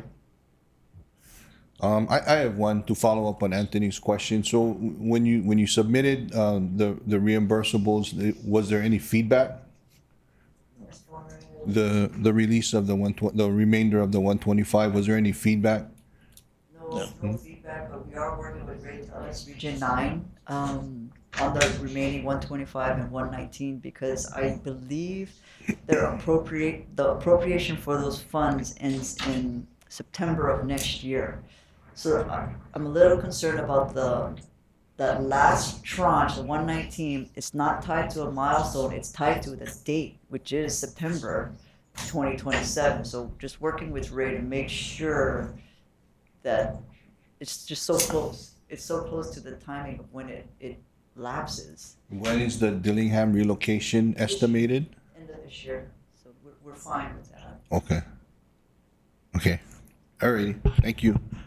If there's no other questions or comments, we'll move on to agenda item number 4, change order for TPAR consultant. Who will be POC? So that came out of, Kaulana, do you have a recommendation on item number 4 out of the POC committee? Yes, the committee did review it and approved it unanimously. So I'd like to make a motion to approve.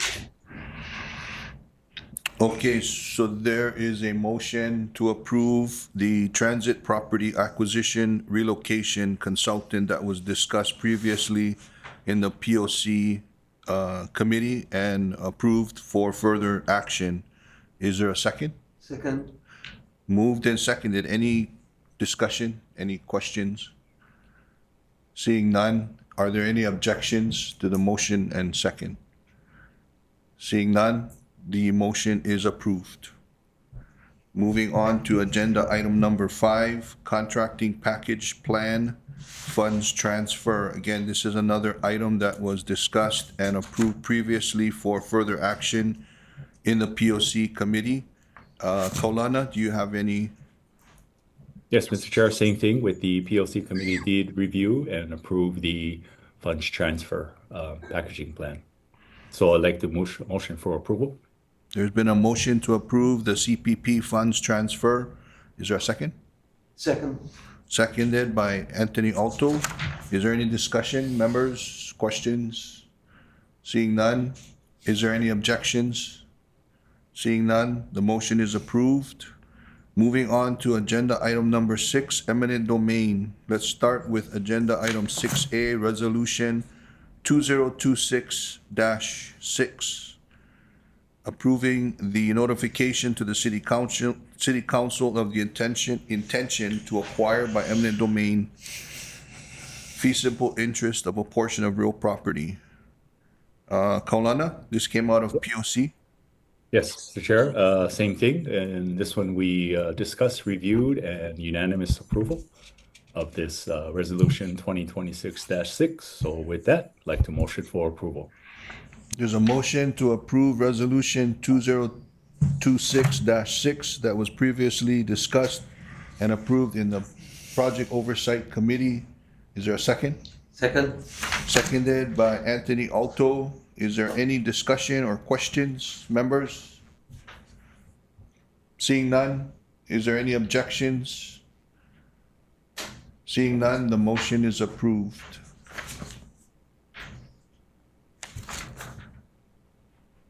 Moving on to agenda item number 7, transit property acquisition relocation. Let's start with agenda item 7A, resolution 2026-7. This again was heard previously in the Project Oversight Committee. Kaulana? Yes, thank you, Mr. Chair. So same thing with this resolution. It was discussed, reviewed, and unanimously approved. This easement is located at 1953 Dillingham Boulevard. And with that, I'd like to motion for approval. Thank you. There's a motion for approval. Is there a second? Second. Seconded by Anthony Alto. Is there any discussion, questions, members? Seeing none, any objections? Seeing none, resolution 2026-7 is approved. Moving on to agenda item 7B, resolution 2026-8. Again, this was previously heard in the Project Oversight Committee. Kaulana? Yes, Mr. Chair, the committee did review, discuss, and unanimously approve. This is the easement 2026-8 located at 1927 Dillingham Boulevard. With that, motion for approval. There's a motion to approve resolution 2026-8. Is there a second? Second. Seconded by Anthony Alto. Are there any questions, any discussion? Seeing none, any objections?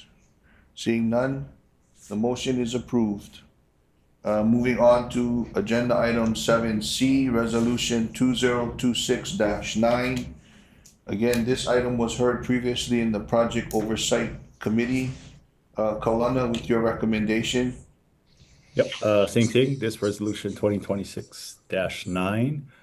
This is the easement for HECO at 1901 Dillingham Boulevard. Again, review, discuss, and unanimously approved. Like the motion for approval. Thank you. There's a motion to approve resolution 2026-9. Is there a second? Second. Seconded by Anthony Alto. Is there any discussion, comments, questions? Seeing none, any objections? Seeing none, the motion is approved. Thank you, members. Moving on to agenda item number 8, CEO 2025 Performance Evaluation. This agenda item was heard previously in the HR Committee, Human Resources Committee. Lisa Baker, do you have a recommendation to the board? Yes, we discussed this item in the executive session, and overall, the comments of the ED CEO's performance for 2025 were very, very high. There is no change in compensation in this at this particular time, and there are no bonuses to consider with this contract. That's the old contract. Under the current contract, there is not a bonus structure. So we have made a summary with the cover letter and have it ready for your signature. And so the motion is to approve it, if approved by the full board. Second. Thank you. There's a motion to approve the CEO 2025 Performance Evaluation by Chair Lisa Baker and a second by Roger Morton. Is there any discussion, members, questions, comments? Seeing none, are there any objections? Seeing none, motion is approved.